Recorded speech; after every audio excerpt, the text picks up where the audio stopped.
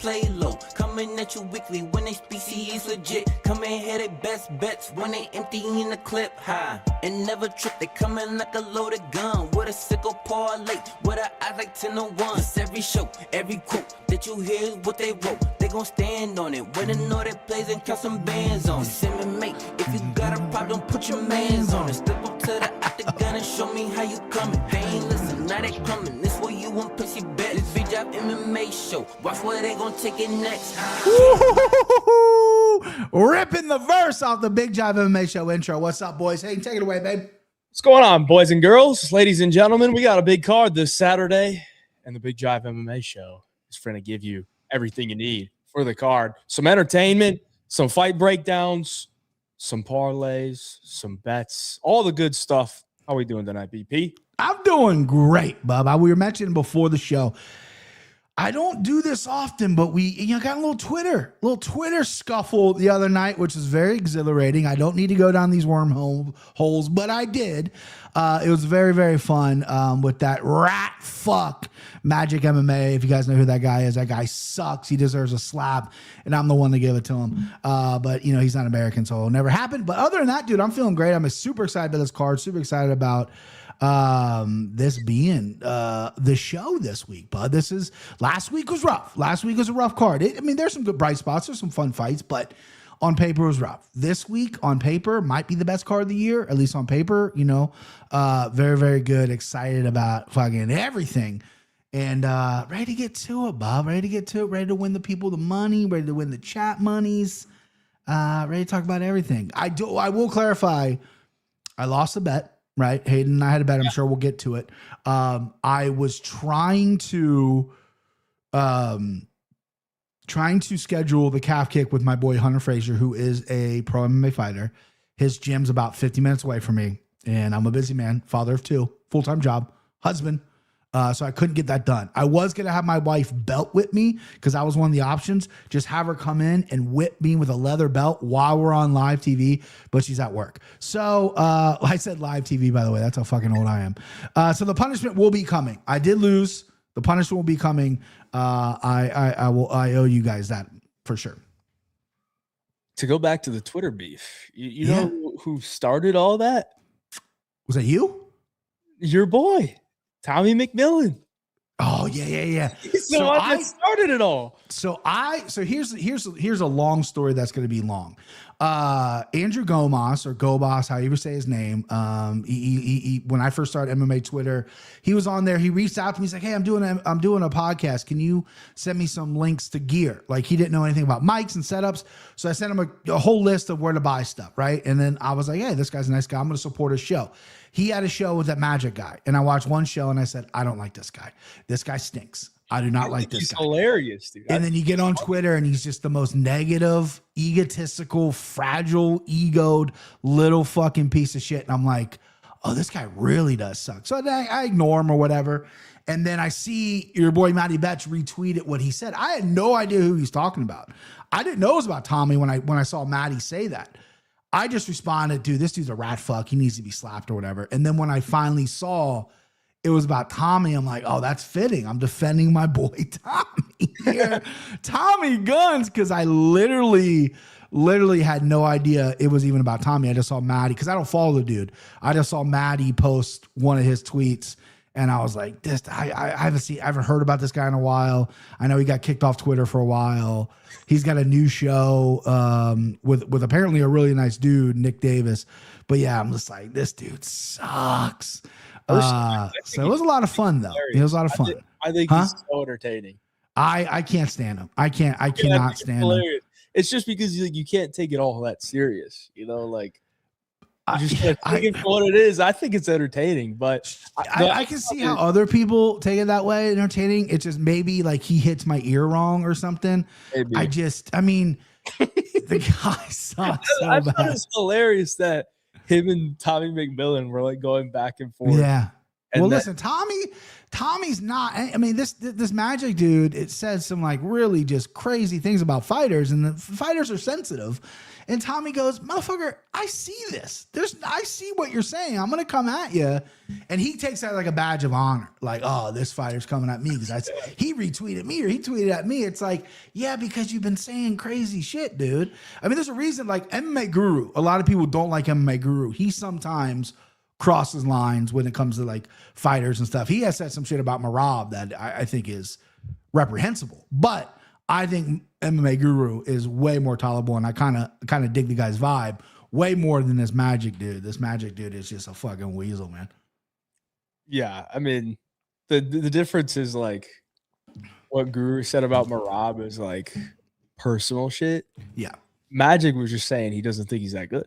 No, I know, but it wasn't even really about. It was just the history of this guy. Like I know this dude. I'm just saying, like, yeah, like Magic is basically saying like McMillan's not that good, and then McMillan and he's not. No, listen, back and forth, and then yeah, fucking crazy Kev catches a stray. I don't know. I know. I don't know who that guy is. I saw that. And I'm like, who's this guy? You didn't see that, dude? No, I know, but I don't know who Crazy Kev is. Called him Karate Karen. Yeah, like right. That one tweet that made me like Tommy McMillan. Well, listen, dude, Tommy McMillan, the Tommy gun's the G. And listen, I play it up like I'm a fan of him. I think he has superstar potential. But I don't think he's ever going to touch a title, if I'm being honest. I mean, he had a fun fight against a guy who shouldn't be in the UFC, right? Like, he's going to have fun fights. He's going to lose fights, but he's going to be fun in there for sure. I just think his potential for being a star in the UFC is very, very high because people hate him and people are going to watch him, right? They're going to be like, I'm going to watch this guy fucking lose. And then other people are going to be like, they're going to dig him because I kind of dig what he's doing. It's similar to Hokei. Similar to Hokei. People are buying into Hokei. Other people aren't, you know? He's doing it right, man. He's doing it right. But yeah, what was I going to say? Hold on. The last comment says Taco Padilla smoking at Belize. Is he? That's not good, dude. Taco, I'm picking you, bro. What are we doing? All right, well, enough of Twitter beef. Let's no more Twitter beefs. It was very fun for me. I got called fat a lot, which is kind of the go-to for the European crowd. You know, they're like they're like, you've never seen your dick and whatever, and it's like, I'm 6'2" and a half, 6'3", 295. I got a fucking cannon in my pants. I've seen my penis, okay? Like, I've seen it. I just saw it 2 seconds ago. But it's funny. You always know when people are from Europe, because I dealt this on the Anakin Florian as well. The European crowd would always result in the fat jokes, but it's like, I'm 39. I'm married with kids. I know I'm fat. I don't care. They get all the healthy food over there. Yeah, we eat shit. We have 400 different ingredients and everything. They get all the healthy stuff. How we doing tonight, chat? Chat, what's up, chat? Bunch of people in the chat. We got Loco. What's up, Loco? Imagine Flex. What's going on, brother? Blade's going to smoke Hokei. Ooh, brother. Suspicious line moving on. I don't know what that means. Tommy's regular hard sparring is so much more technical than that fight. I can't wait till he starts to implement it. He was after that 100K. Very clearly, he was. I thought he was going to grapple more for sure. Yeah. I mean, he went out there, had no intention of grappling. Probably could have made it a lot easier if he did, but props to him. Yeah. Maddie already dropped the cycle. Early drop plus in-person hey job equals cash. Yep. Hey, yep. Before last year, or I think Matt's hit like 5 cycles now. Yeah. First 3 were always when he was with me. So I was like the lucky. You're going to Miami, right? Yeah. And you're going to the fights. You watching them just with Maddie? And yeah, of course I'm going to the fights. Going to the fights with Mr. Matty Betts. Cool. Yeah, I don't know how many people are going to be there, but I think you got. I think Russ is going, right? Is Russ is in the chat? Is Russ going? I think you guys need to meet up. I don't think you've ever met Russ. Yeah, I mean, he's good people. We gotta meet up somewhere down there. But what's going on? Fight Society. Shout out to Fight Society. Why are people retardedly picking Ulberg? Oh God! Ooh, early lean on the main event there, Alex. Throwing out the R word already, Alex. Okay, we're not even 10 minutes in. We're getting down deep into it. Yeah, we might get into more Twitter beefs. Good evening. Big Jive, Hype It Up, Appointment TV. How we doing tonight, chat? Breaking news. Big Jive, I just found out reports that they had to call police on Kelvin Gastelum this morning at the Fighter Hotel because he tried to bite Chris Taco Padilla in the hotel lobby. Nice. Well, he might be fiending for some tacos because apparently he's been eating UFC PI meals. Hey. Like, no taco trucks. There's no missing weight with Kelvin Gastelum on his Instagram or his YouTube that I've seen. So might be locked in. Let's recap how we did last week. Yeah, sure. Empty the clip. Was a success for your boy. Tell him to bring me my money. Why do I got an X, bro? Oh, I'm sorry. I didn't mean that. This is a check. Bro, she won, bro. Sorry. Okay, so We all know she won. We all watched the damn fight. We all watched it. clearly She won. dominated just like I predicted because your butt nut chicks. Listen, a girl with a haircut like that and just Ricci has decent little movement and stuff, but she's just not physically strong. Ginger Joba is strong, and we witnessed that on the takedowns. She gassed that third round. I was a little worried. I think she lost that third round, but she had the first two rounds in the bag. That's what Ginger Joba does. She's just gonna fucking lay on you, bro. Yes. Verna still got it. She looks That's what good. she does, man. EP moves to 5-5. Said he's not going to lose another one. Cashes that one. And we got another one through as well. Jose Delano. Great fight. I mean, Fun fight. I streamed, so I wasn't listening to the audio. Mm-hmm. And some people were saying that, like, the broadcasters were saying 29-28 Rushala. Or, like, they were saying it was going to be, like, a close fight. I thought it was pretty clear. Yeah, I don't recall if they said 29-28 Rushala. They definitely, especially Bisping, really love Rushala's like toughness. And they're like, his stand-up's way better than his last time he fought in Paris. And I thought it was a clear win for Delano as well. I don't recall if he said that. He might have, but it was a fun fight. I thought Delano hit himself very well. I mean, Rushala was tougher than I thought. I thought he'd get chinned in there, but Delano, again, first round was okay. Second and third round was really good. This kid, as long as he keeps up what he's doing, has a chin, has a card, he's a problem. They're saying Bisping had a bet on Rushala. Yeah, I wouldn't be surprised if he leans. I mean, if Rushala was English, Bisping would have scored a 30-29 or 30-27 fucking Rushala. But no, Delano looked great. I like that fight. That was a fun fight. Yeah, it was good. Well, after losing 5 in a row, we're on a 2-week winning streak for Empty the clip. I like it. Let's go to the 3-punch parlay. That's rough. It was dead on arrival. That's your boy. Darius Flowers came through, man. Darius Flowers. Yeah. Did you see the post though of Lando after? Yeah, Lando said there was like a headbutt. Yeah, and he said it wasn't his reviewed rib. It wasn't his rib. He a liver shot, and then the takedown in round 2, they like clashed heads, and he had a on the back of his head. Yeah, and then Lando said that the ref at the time was at Herb or whoever reviewed went to the replay and then nothing happened. So yeah, I mean, I feel bad for Lando, but listen, Darius Flowers looked pretty good in that fight. It looked Lando looked like he had been off for a few years. Let's just be honest. I mean, that's what it is. He had a good first round, but Darius Flowers, again, pretty tough full camp, went in there, cut a decent little promo, took a dump right on your face, Hayden. Sorry to say it, but he did. And got his first UFC win. Yeah, I mean, I honestly felt good for him that he got a dub. I had no ill will. No ill will to Darius. I DM'd him and said, unblock my guy, Hey Jive. He rooted for you. Yeah, I mean, actually, I felt good for him. I mean, I was like, dude, I mean, it definitely needed that to save his career. So good for him. But I was the only one that got our parlay breakthrough.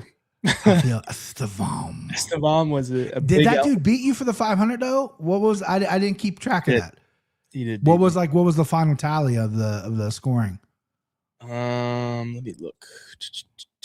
I meant to like keep track of that, and I think I saw him post something. I know my overall picks were like not. Yeah, hold on. Shout out Big Earl at the top there. That's Dylan. That's Russ's son. He almost went defeated. He almost won $1,000. With 12-1. Only one he got wrong was the main event.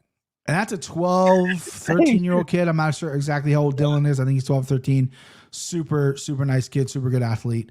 Fatima Klein on a nice little week. Lunatic up there again. I swear, dude. John Pork having a nice week. I mean, I'm way down here. I'm pretty sure he said it came down to the Verna Ricci fight. Okay. Oh, is that him right there? Okay. So he went 8-5. So he didn't have like a banner night, and you went worse than 8-5. Got it. BP down 3 units. I was down 4.87. Okay. So yeah, I mean, got it. Yeah. It wasn't a great. Wait, what did I go? 6-7? 6-7, yeah. I feel like that's wrong, but I mean, it's definitely not wrong because I definitely went 6-7, but yeah, I can't remember which ones I missed. Yeah, so MMA Bout Talks, whatever his name. He gave out the Esteban, which I liked. We lost. Yeah. But he won $500, so shout out to him. Yeah, shout out to him. Got $500 from 3-punch combo. Black coffee jive? What does that mean? This guy? Are you drinking black coffee maybe? Oh, no. Pib. Soda, bro. Is that Pib? Black coffee? You kidding me? Sugar-free Pib. Love it. Do you get that at your grocery store? Because it's not mine. Actually. Or do you order it off like Amazon? 0 sugar Dr. Pepper. But 0 sugar Dr. Pepper. Okay, we have that. We don't have Pib though. The reason is because they were low stock on Mr. Pibb. Son of a bitch, dude. I mean, it's flying off the shelves. People see you drinking it. It's flying off the shelves. They need to cut you in, bro. Where's the sponsorship? Yeah, I know. I need it. Golly. There's like this deal they have sometimes at my local grocery store. It's like buy 2, get 3 free. So we did that. And then my wife went to pick it up and they were like, they only had 1 case of Pibb. So where do you go? What is Wisconsin got? What do you guys got up there? Your big grocery chain. I mean, they got a bunch around here, but there's like a place called Metro Market. Okay.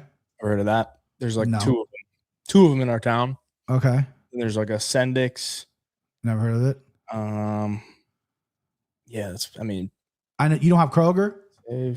No, I don't really think. Yeah, we have that. Kroger's big here. I know down south where they got like Food Lions and Publix and stuff. We actually just got a Publix in northern Kentucky, but a little too far. See, I was never that big on Publix when I lived in Florida. They always talk about how good their sandwiches are. The subs, the pub subs. Maybe I get it when I'm on vacation down in Wilmington, or I had it at least once. I'm like, you know, the best grocery store actually, that I've ever been to. Hit me with a Wawa right now. HEB. I've never been there. In Texas. Okay. I've heard about it. Those are like the best grocery stores. You ever been to a Buc-ee's? Oh, yeah. I mean, that's not a grocery store, but Buc-ee's. No, right. But they just opened one up in Dayton, Ohio, and apparently there was a 2-mile traffic backup. Oh, yeah. It's crazy. When I drive from Florida to Wisconsin, I'd make sure I stop at like every Buc-ee's. Never been to one. Dude, you got to go. Yeah. Get the Texas cheesesteak burrito. Yeah.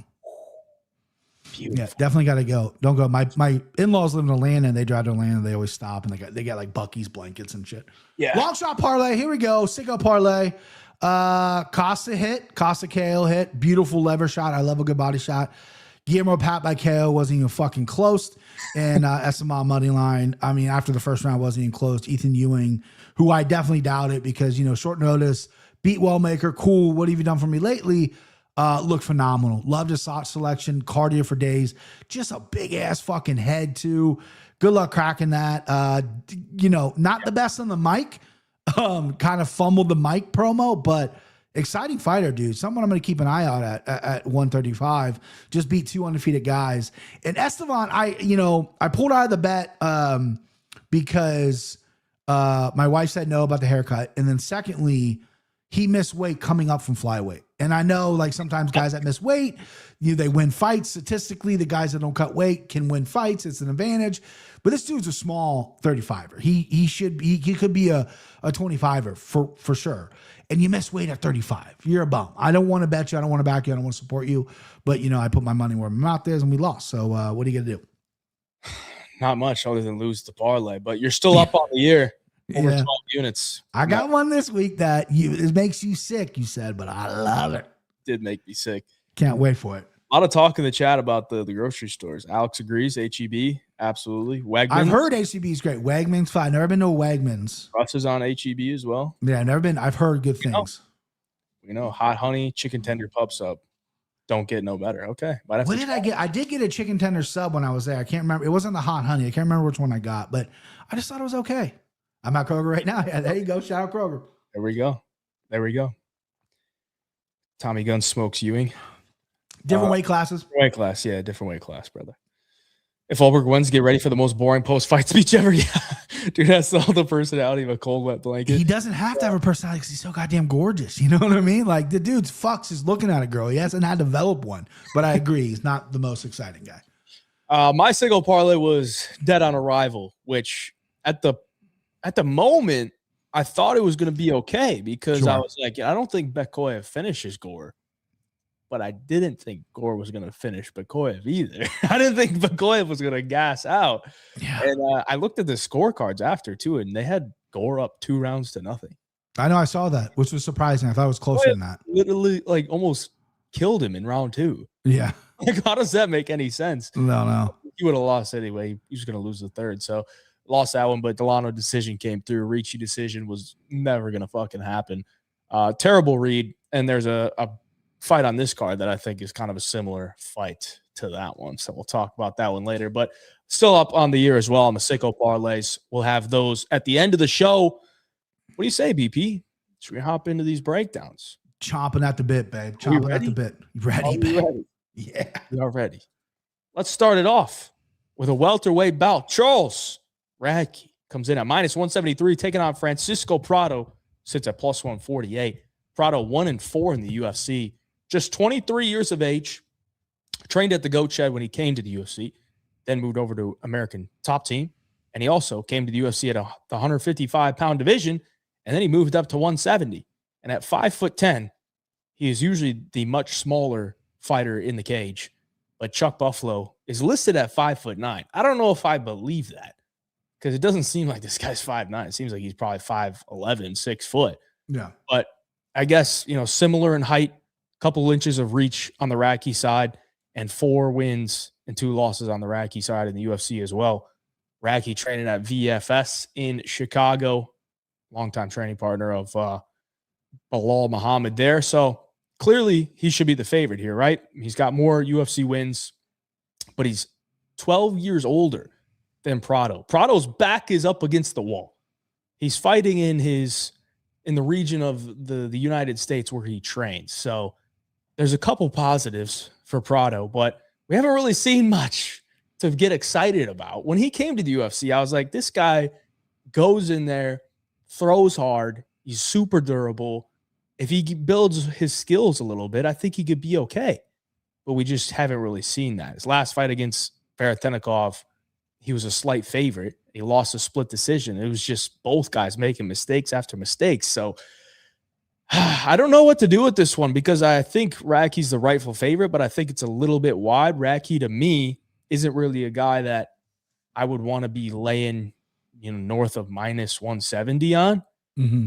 I saw it earlier in the week at like -220, and I was like, yeah, that's a little steep, man. Radtke's not like some amazing fighter. And you look at his wins in the UFC, they're not really like they're not wow. KO over Selsberger, Gilbert Urbina, his last time out against Frunza, who's 0-2 and got knocked out, Reese McKee's only win in the UFC was Daniel Frunza. So, I mean, I can't really be excited.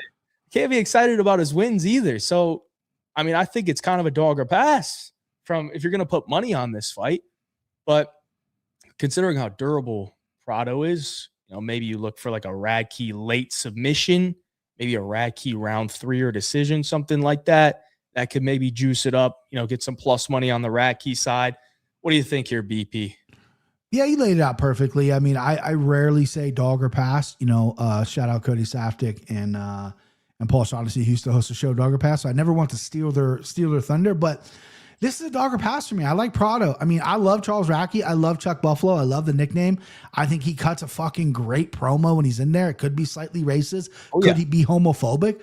But he's getting, he's riling people up or whatever. And this guy, with a great name, great nickname, kind of is a brawler of extent, likes to wear you down, likes to fuck you up. A little bit soft, right? And Mike Malott puts you out. You get put out by Carlos Pratas, which is great. It was a horrible body shot. That's going to take you out. But Mike Malott took you out. took you out pretty easily. And then you became a wrestler against Frunza. You got him out in the third round, cool, but you didn't really like wow me in that fight. You really just kind of stuck to your grappling. You're trying to get better, but at 35, you are who you are. Your Tiger already has its stripes at 35 in MMA. You can improve a little bit, but not really. And Prado's still coming his own, 23 years old, got a block fucking head on him. He's not going anywhere. I think eventually he'll go back down to 55. I hope so, because I don't think he's a 70, especially with a 69-inch reach. But give me Prado. I think Prado, Chuck Buffalo looks good when he's the front runner. He looks good when he's the hammer. The minute the nail starts fighting back on the hammer, he folds. And Prado might have a rough first round, but he ain't going away easily. This dude's tough. This dude's hard to put out, and he's lost 3 in a row. I get that. You're giving me a plus number on a guy who has no quit against a guy who I have seen quit. Give me the dog who doesn't quit. Give me the dog who doesn't quit. He's going to fight for my money. I like Prado. Got a donation here. Hey, thank you, brother. 25 AED. I don't know exactly how much that is, but I appreciate anything. I knew Baby Shark wasn't locked in, and I caught her liking my girlfriend's reels. Please read the earlier dono. Or did we miss a dono? Do we have another dono? Oh, we did. From the same guy, 10 AED. Who are the locks, boys, for studying purposes? He's asking us for our locks. We're getting them to. We're getting to. We just started the breakdowns, but we'll get to them, brother. Thank you for the donos, though. Don't worry. What is AD? Is that what is AD? I don't want to sound stupid. Australian? No, that's AAUD. I gotta look it up because it's driving me. What is AED? Automated currency. Oh, it's Dubai. United Arab Emirates. Yeah. UAB. Yeah, cool. Thank you. Shout out to Dubai money. Yeah, Chad had it. Shout out to Dubai. Thank you, brother. Appreciate you, brother. Prado literally just made his debut as a commentator in Spanish for the UFC. You think they're going to give him that job if they don't like him or want him around? Huh? I did not know. That's good inside information. Yeah. I mean, I'm kind of surprised he's still here. 1-4 in the UFC, At 23, it's like kick him out, let him get a few wins, come back. Even for just confidence sake, too. Yeah. He'll be gone probably after this if he loses. That's what I was thinking. It's like go back to the regional scene, get some confidence, come back. 100%. 5, and then you'll be all right. But get a couple wins. We'll see if he can get it done. Moving on. Middleweight bout here. We got Kelvin Gastelum coming in as a minus 270 favorite, taking on Vicente Luque. Luque comes in at plus 230. Luque moving up a weight class to 185. He was supposed to fight Kyle Dawkins on this card. Kyle Dawkins then gets booked against Bo Nickel. So Kyle Dawkins may have missed an opportunity. Yeah, but he's getting that White House money, though. Yeah, I mean, he's getting the opportunity. He's giving up the opportunity against probably an easier fight. For sure. Against Luque for a bigger stage to be on. But Kelvin Gastelum steps in. All 5'9" of them.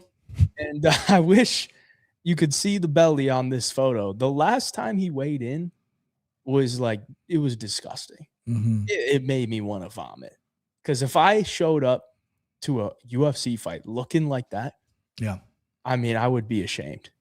Mm-hmm. Absolutely ashamed. I mean, I would already be ashamed if I looked like Kelvin Gastelum when he was in his prime. But shame him, bro. Do it. I mean, he weighed in at 191. He missed weight by 5 pounds. Yeah, it was like the guy didn't even try.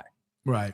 So now he doesn't train at Fight Ready anymore because that gym is now down. And he went to the PI in Las Vegas, and based on his Instagram, seems like he's getting his physical fitness right. I'll pull up that post so we can look at it, but seems like he's getting his diet locked in, so that's good. That is good. But clearly, these guys are two very different fighters. I mean, Gastelum, when he gets in the cage, he's there. He wants to be there. He's going to show up. But outside of the cage, not quite as motivated. Luque, outside of the cage, very motivated, wants to put in all the work. But when he gets into the cage recently, after the brain bleed, just not really showing up for us. So I think it's got to be Gastelum here. What do you think, BP? Yeah, I'm picking Kelvin Gastelum. Both these guys are the oldest 34-year-old in terms of fighting there is. Gastelum, this is, I'm going to say something that people are going to probably disagree with, but he is actually kind of like a special human being because he looks the way he looks. He misses weight all the time. He should not be a middleweight, right? I've seen Kelvin Gastelum in person. His butt and his legs are itty bitty. He's just all fucking torso, right? He should be a 70, and he maybe in real life situation could probably make 55, but he doesn't. And then he goes out there clearly not putting in the work because he's missing weight, not really being strict on a diet, but he goes 3 hard rounds with Joe Pyfer and wins the 3rd round. Has a chin for days, is tough, has skills. He just doesn't put in the work. It's almost like a BJ Penn situation where BJ Penn, phenomenon, just never put in the work. Never did, never trained, never wanted to. Kelvin Gastelum, I'm glad he's bouncing around. He's getting some looks. He was in Southern California for a while. Then he went to Arizona. Now he's in Vegas. Hopefully he gets some looks to, different looks, and he goes out there because he still has a good left hand. He still has power. And Luque, you hit it. He hasn't been the same since the brain bleed. He's fighting scared. He's becoming a grappler, and there might be a path to victory here where you grapple Kelvin Gastelum. We've seen people do it. I just don't think Luque is that high level of a wrestler to grapple Gastelum, who is a decent wrestler or hasn't been in the past. He'll get out wrestled by really good wrestlers. I just don't think Luque is that. He's got a great darts. He's got a great front stroke in Luque, but I don't know if I see that happening here. I think Kelvin Gastelum's going to keep it on the feet, ping Luque's head around, and possibly get a fucking knockout here. First time in a long time for Kelvin Gastelum. I just think Luque can't take shots anymore and might not be willing to take shots too. He might get hit with one that buzzes him, and instead of fighting through it, he might just take the knee and go, I can't get another brain bleed. I'm terrified. So give me Kelvin Gastelum. Yeah, here's the post I was talking about. Saying he stepped away from Arizona, went to Las Vegas, he's at the PI with Gav Pratt. Hasn't seen, I'm hitting numbers I haven't seen in years. I mean, he looks like he's in pretty good shape. I mean, like you said, he's got nothing for legs. His legs and ass are, I'm telling you, they're so small. Just torso, but yeah. Blockhead as well. Somebody else shouted it out in the stream, but the fight to end inside the distance, fight to end by finish, I think could be a decent path as well, because if Luque does get the fight to the ground, I mean, Gastelum's grappling has not always been great, submission defense, and ends inside the distance minus 125. I don't think that's bad. I mean, also you look at Luque's career, recently against Southpaws.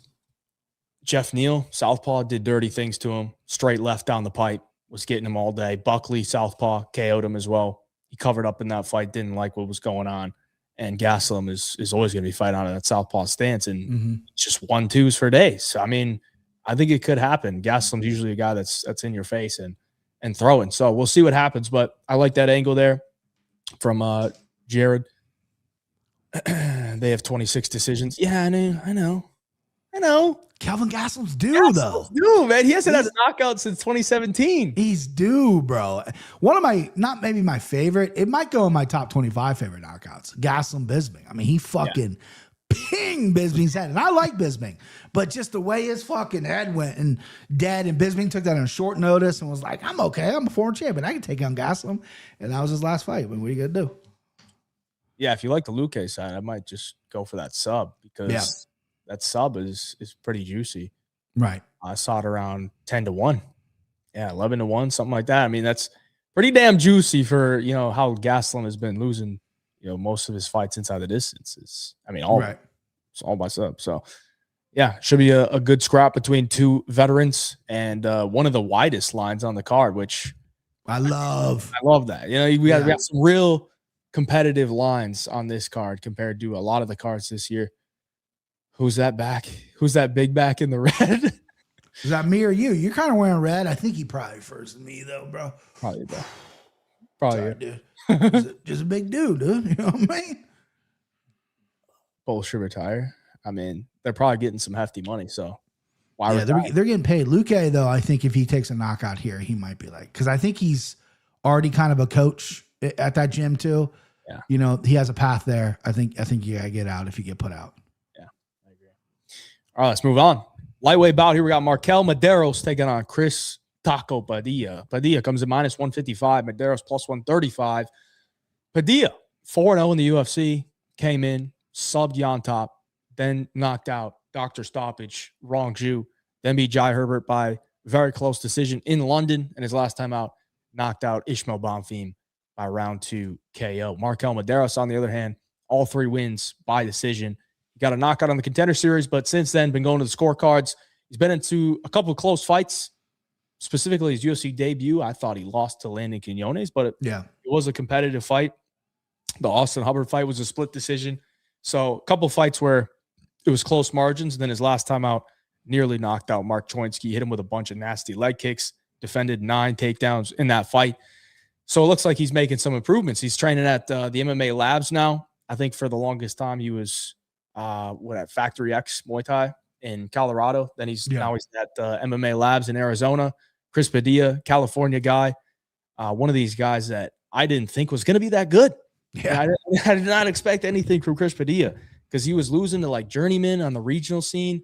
Just wasn't really that impressive, but it seems like he's putting things together, entering his prime at 30 years of age. He comes in here as the favorite for the first time in his UFC career, or at least I think the clear outright favorite. I think it was about a pick 'em against Bomb Theme. I think it was a pick 'em against Shai Herbert, or maybe minus 120, but clear favorite here. What do you think, BP? Is he getting it done? Yeah, I think he does. I think Padilla does. I mean, Mederos, the last 2 fights kind of soured me. The Austin Hubbard fight, Hubbard's a tough guy to look really good against, and I just think he struggled in that fight. And I just feel like sometimes he's a little too lackadaisical. I don't care what I'm doing. The change of camp hopefully kind of maybe makes him more focused, because I think the guy has some skills. He's a young fighter. He's out there. He's performing, and there's some talent there. But I just don't know if he really knows how to turn it on when he fights. Padilla, the exact opposite. This guy didn't know how to turn it on early in his career with all these weird losses. Comes to the UFC, he's undefeated, and he's going out there and he's looking good. The one hiccup, which was a fight that he won, was the Jai Herbert fight. I thought he should have put Jai Herbert out. He's got a little bit of a chin problem. I know Jai Herbert's much taller than him. He fought a little scared, fought a little tentative, and it showed in the performance. But then he rebounds and gets a big win again, and he's a favorite here at minus 155. This was almost my empty the clip. The only reason it wasn't because I like Padilla at minus 125 is Mederos still has a little bit that I haven't seen yet. I know there's more to him. It's going to be a tough out against Padilla here because Padilla is good on the ground. He does have some good hands, and he's got a fucking chin on him, and he's got experience. Mederos, young kid, glad he switched up the camps, but again, you got to be a killer in there, man. You got to switch it on, and I just haven't seen him switch it on yet. Give me Padilla. Very confident in this fight. This can make a parlay for me.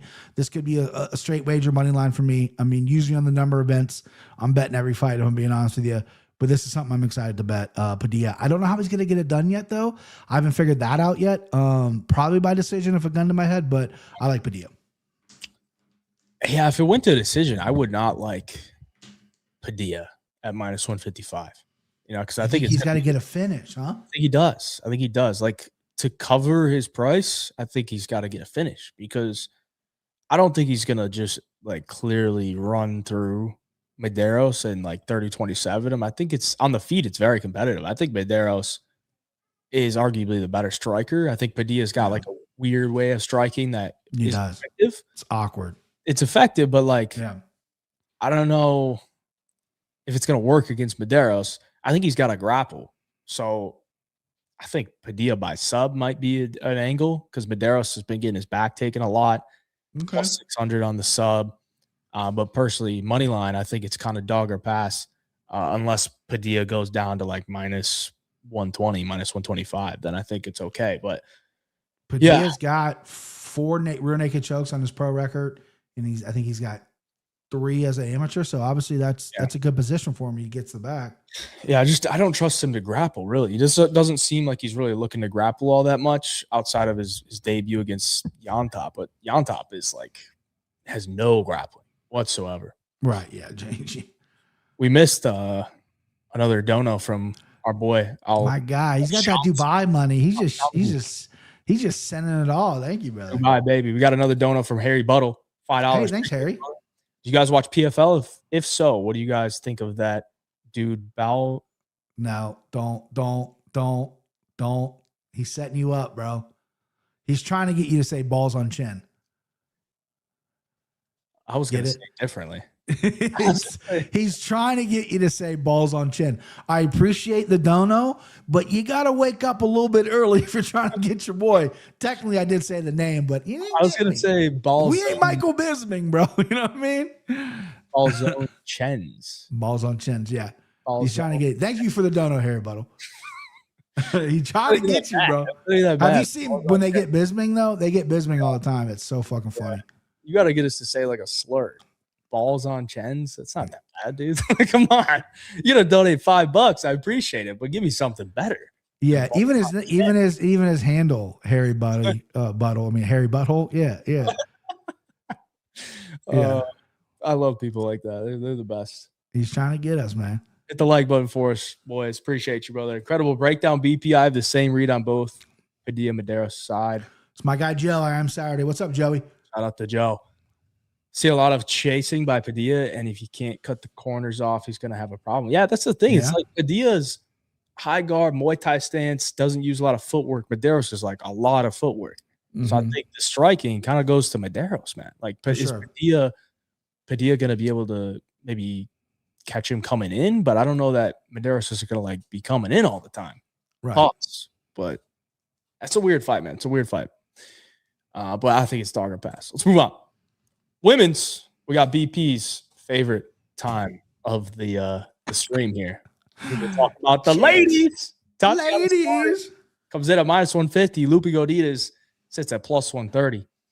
Luque coming in here as the dog. And I mentioned this when we talked about Verna and Ricci, but I think this is a very similar fight to Ricci versus Janjaroba. It's like I look at Luque and I see, solid wrestler. I mean, solid striker, but I don't really trust her to like put offense together because I think Tatiana Suarez is just going to smother her. She's just going to smother. She's too big. She's 5'5", huge for the weight class. And if she gets a hold of you, that's all she really needs to do. I think it's kind of like what Verna did. And maybe it's just, me seeing it last week and losing it. Because when I looked at this fight, I was like, I want to fade Tatiana Suarez now. Because Suarez did not look good against Lamour. She looked terrible against Wei Li. But the thing was with when she fought Lamour, it's like, yeah, she didn't look great, but she still won. And she like barely had to do anything other than just hold on to her. That's like women's MMA. It's like if you can just get a hold of this girl for 3 minutes of the round, they don't have like the capabilities to like steal around with, 5 to 10 significant strikes that cause damage. It just doesn't happen. And then the range aspect, Suarez just stands at range and kicks, and then she's in on your hips looking for a takedown. Godinez stands at range with her hands glued to her face. And then she's like waiting to use her boxing. She doesn't kick at all. She doesn't really use footwork. She doesn't cut angles. So she's not going to be able to reach her from range with her boxing. So how is she going to land damage to like win rounds here? I don't understand. Yeah. So I think Suarez gets it done. I think she wins. But am I going to lay -150 on her? No. Because it could be like her last fight, which was a very close decision, where Lamour nearly stole it with like a few elbows in the clinch, which I honestly thought Lamour maybe should have won. But it's women's MMA. That's how the judges score it. The damage isn't really scored as much as the control time in women's MMA. It's just how it is. So give me Suarez for the pick. But what do you think here, BP? You know the chicks. I don't. I do know the chicks. Yeah, I like Suarez. I'm not super confident. Our boy Russ loves Suarez. This would be his empty to clip. He said he likes her by submission as well. I'm not so sure, if I'm that confident or I am going to pick her. Lupe's sister is on the Canadian Olympic team. She's got some good wrestling chops herself. Suarez is obviously very elite when it comes to wrestling. My only concern in this fight is Lupe, even though she is the smaller fighter, smaller reach, smaller in height, all that, she can put on volume. She's thrown over 100 strikes and landed over 100 significant strikes quite a bit. Tatiana Suarez has never landed over 100 strikes in the UFC. Her highest she's ever landed was against Carla Esparza at 82. This is a woman who likes to take you down, control you, hold on you, lay on you, doesn't do a ton of ground and pound damage, looks for submission, which is great, but Lupe's going to be hard to hold down. I think Suarez is going to be able to get her down. I think Lupe's going to be hard to hold down, especially in the beginning. And I just think Suarez really needs to start putting hands together if she's going to have a breakout performance, because the title fight was a dud. Yeah, she got hurt, but it was a dud. Lamos was another dud. People in the chat are talking about it. Patchy Mixer, significant half, just got knocked out in the Japanese Risen. You did not do great in the UFC. So that family needs a win. And I think Suarez can definitely deliver it. I think this is going to be close, though, man. I think this is going to go to the judges, and it's going to be pretty close because I think Lupe's going to land more strikes. I think Suarez is going to have more top control. I don't think either can do a ton of damage. But I'm ever so lightly going to lean Suarez, though. But she hasn't looked her best in quite some time. As Lucky you just pointed out, that Sparta fight was 8 years ago. Yeah. She gets hurt quite a bit. She's had neck issues. Doesn't fight a lot. Yeah, but I like Suarez.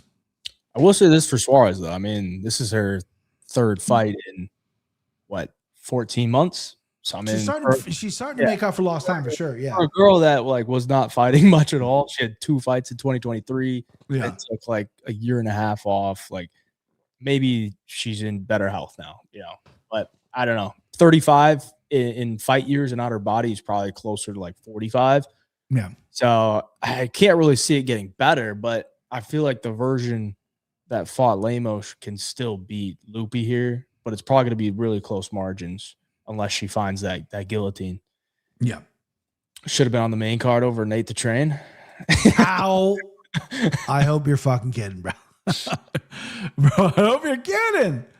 Dixon says Lupe's going to sleep Tatiana in round 3, like Patchy Mix got slept in Japan.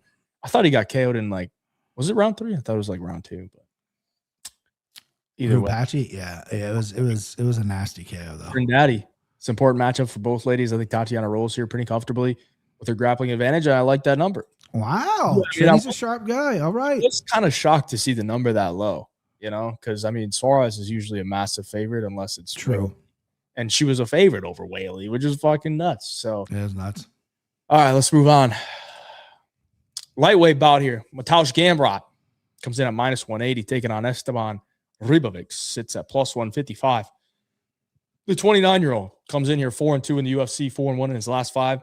Only loss was a split decision to Nasrat Hakparas, which very arguably could have won. Mateusz Gamrot, 8-4 in the UFC, 35 years of age, coming off the loss to Charles Oliveira. He's 1-2 in his last 3. Got a win over Ludovic Klein at the Apex, which ended up being the main event. Yeah, they snuck a Gamrot main event in there for us to enjoy, and then they did. The loss to Dan Hooker. Was that a split? It was a very close decision. Yeah, split fight. Yeah, split decision. But I think this is a great fight. I heard the grapevine that they wanted Ribovics versus Moicano last week, and then they went with Chris Duncan. So either way, I mean, they wanted to give Ribovics, a jump up in competition, and then he got it here with Mateusz Gamrot. This is ATT versus Killcliff, Battle of the South Florida Gyms. Which one are you going with, BP? I am oddly confident in Gamrot. I think Ribovics is a very fun fighter, but I still have it burned in my head that the Loic Razabov, however you say his fucking name, took him down 11 times. Yes, that was 3 years ago. And then, Nasrat Hakparas took him down once, and he's fought no other grapplers besides that. Mateusz Gamrot is only a grappler. The guy takes you down multiple times in a fight. I know Ribovics kind of wanted this fight. He called this fight out. He's obviously weirdly confident. His striking is flowy. It's good, but the grappling on Gamrot, I think, is going to be a problem. I mean, he trains at a great gym with a great camp in there, and he's got some, people rave about this guy in the gym. He's coming off a loss of Charles Oliveira. Oh, fucking well. It's Charles Oliveira. What are you going to do? And the Dan Hooker fight was extremely close. He could be on but besides Oliveira fight, he could have been on like 4 or 5 fight win streak here for Gamrot. Not the most exciting guy in the world. Needs to put some people out. I would love a finish, a submission of Ribovics, which is not going to happen. Gamrot by decision, take it to the bank. -180 doesn't scare me. I'd play him north of 200. I think Gamrot's grappling is that much better than Ribovics. I think he has a good chin as well. I don't think Ribovics has this. I mean, he has a good head kick. I don't think he has outworldly power. He's more of a combination guy, and I think Gamrot is not going to let that happen with his grappling. Give me Mateusz Gamrot. Is that how you say his name? Mateusz?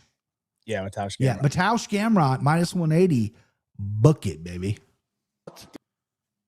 What? I mean, I thought that same thing, BP, until I watched film on it, and I can't get out of my head that I think Ribovics is going to be able to give him a fucking fight here, dude. I think he is.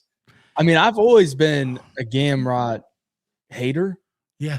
Because I hate his fucking style. I mean, it's it's not the most pleasing style. I'm not going to defend that. It's a terrible style. Yeah. And I remember when UFC 299 in Miami, actually, O'Malley versus Vera 2, sitting in the stands, and he's fighting RDA.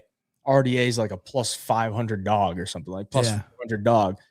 and he knees Gamrot in the face in round 1. And I was like so excited. I was like, I want to see this guy fucking exposed, please. Because I bet on Jalen Turner, and he lost the split decision to Gamrot. Yes. Bet on Rafael Fiziev. Fiziev blew his knee out. I sprinkled a little bit on RDA because I was like, there's no fucking way he lost minus 600 against RDA. Sure. And then RDA is like going in for the finish, and Gamrot's on his knees, and he like comes out the back, and he's just holding onto a leg over his shoulder, and then just continues to hold legs for like the rest of the fight. You know what I call that? I call that a crafty veteran, bro. Fuck you. Crafty veteran, bro. And the whole thing is, after that first round, like, it was all Gamrot just fucking rinse and repeat takedowns, bunch of bullshit, running away, and then rinse and repeat takedowns. And the whole crowd was like not watching, just falling asleep. And there's this one guy in the row across from me with a Polish flag, not a flag, a Polish scarf. Sure.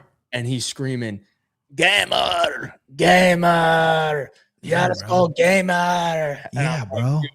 This fight fucking sucks, dude. Like, yeah, bro. Shut up. And then he won. And then his next fight, I was like, all right, I'm done fucking fading this guy. I'm just done. And then he loses to fucking Hooker. So then I'm like, okay, I was right. He's not that fucking good. Somebody's had to expose him, and it was fucking Hooker. And I didn't bet on Hooker. And then he fights Klein. And I say, Klein's got 90% takedown defense. This guy is built like a brick shithouse. Yeah. Plus 140 on Ludovic Klein. Give me it. And Klein goes out there and fights like a pussy. Yeah. I mean, just like looks so scared of the takedown. Looks 100%. Yeah. And then he fights Charles Oliveira.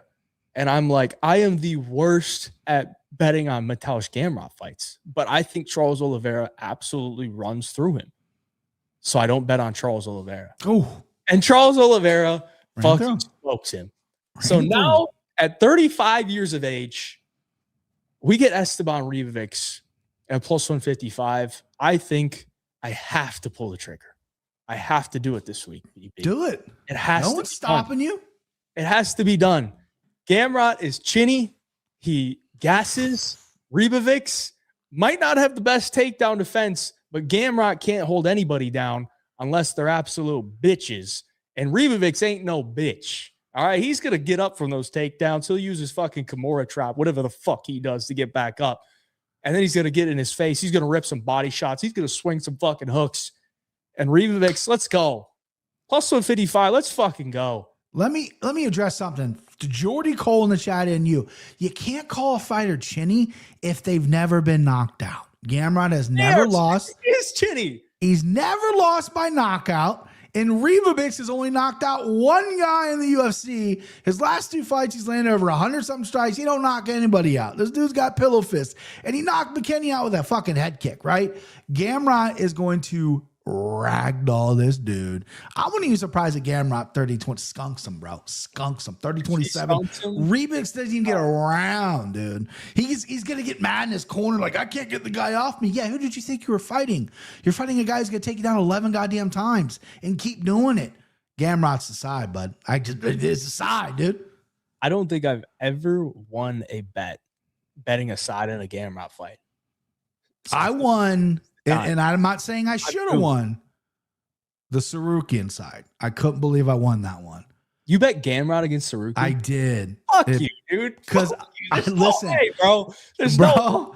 I did not think Armin was all that great. I thought Armin was chinny. He had been knocked out before outside the UFC. I thought he was chinny, and I thought Gamrot's going to get it. Was going to expose that? No. I thought Gamrot. I just didn't think he was all that good. Okay. I thought Gamrot was exposed to his wrestling. And I got lucky, bro. We got to get lucky in this game. I'm not saying he won. I'm just saying, hey, Gamrot's my guy after he pulled that one out. Thank you, judges. He's got a fucking dog walk, Esteban Ribovics. What is him by decision, by the way? That's what I want to know. I'm going to pull that up right now. Gamrot decision? It's going to be plus 105. That's plus money is good. Listen, play Ribovics by knockout, plus 425. If he's chinny, plus play him by 5. I mean, that's 4-1, baby. Yeah, if you want to bet Gamrot, I mean, have fun. Have fun. Have fun. I'm gonna have fun, bro. I'll send a picture of me pop locking, dude, when I'm having fun with it, man. I think this is the moment because Ribovics has been my guy. All right, he's been my guy. Don't know why, but You don't know why? He's a fun fighter. He's fun. You know the reason is because I bet a lot of significant strike props, and I always take Ribovics over. Well, yeah, he's gonna pay. Yeah, he's gonna win you your money on that. Always take him over, and I didn't this week. I didn't take him over this week. Is he gonna get? He's gonna land maybe 50, maybe. Yeah, they have him at 55, and I'm like, that's probably a good number, dude. You know? Bro, he landed 150 strikes on Daniel Zellhuber and couldn't finish him, dude. You think he's finishing a guy who's never been knocked out? He cracked the chin of Zellhuber.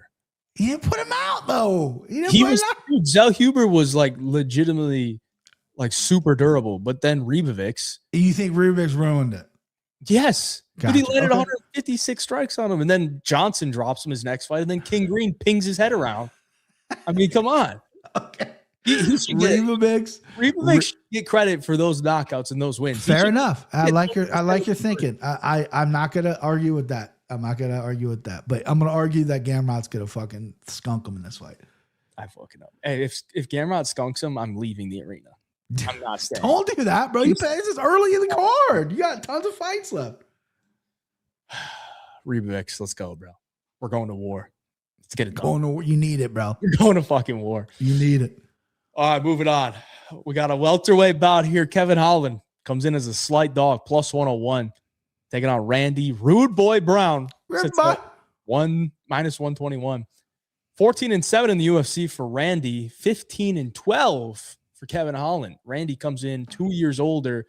Both guys 6'3", but a 3-inch reach advantage on the Kevin Holland side. Randy Brown coming off the main event loss to Gabriel Bonfim. Knee to the dome. Good night, buddy. And Kevin Holland back-to-back losses. One of them to Daniel Rodriguez. And who just bailed out, apparently. And one of them to Mike Malott. I mean, are we doing it this week, BP? Are we going with the Trailblazer here? Big mouth, plus money. The aging vet just got KO'd. I mean, I want to pull the trigger. Pull it. Pull it? Pull it. Do I empty the fucking clip on it? Hey, yo, we'll get there, right? We'll get there, huh? Yeah, I like Holland here. What do you think, bro? I like Holland too. Yeah. Listen, this isn't racist, me saying this, okay? They're very similar. I mean, they're built exactly the same. Their styles are different, but they're built exactly the same. You got one guy who's a Northeast, Brooklyn, Queens guy. You got another guy who's a Tech. Well, he's California, really, but he reps Texas and Holland. Randy Brown, footwork really good. His striking, not a lot of power behind it. Decent jiu-jitsu. Kevin Holland, I don't think his footwork's the best, but he's got a lot of power and decent jiu-jitsu. Surprised these guys haven't fought before. There seems to be kind of a little bit of bad blood between them. They both were kind of talking shit. Like Randy Brown's like, bro, I don't want to be your friend. Fuck you, I don't want to be your friend.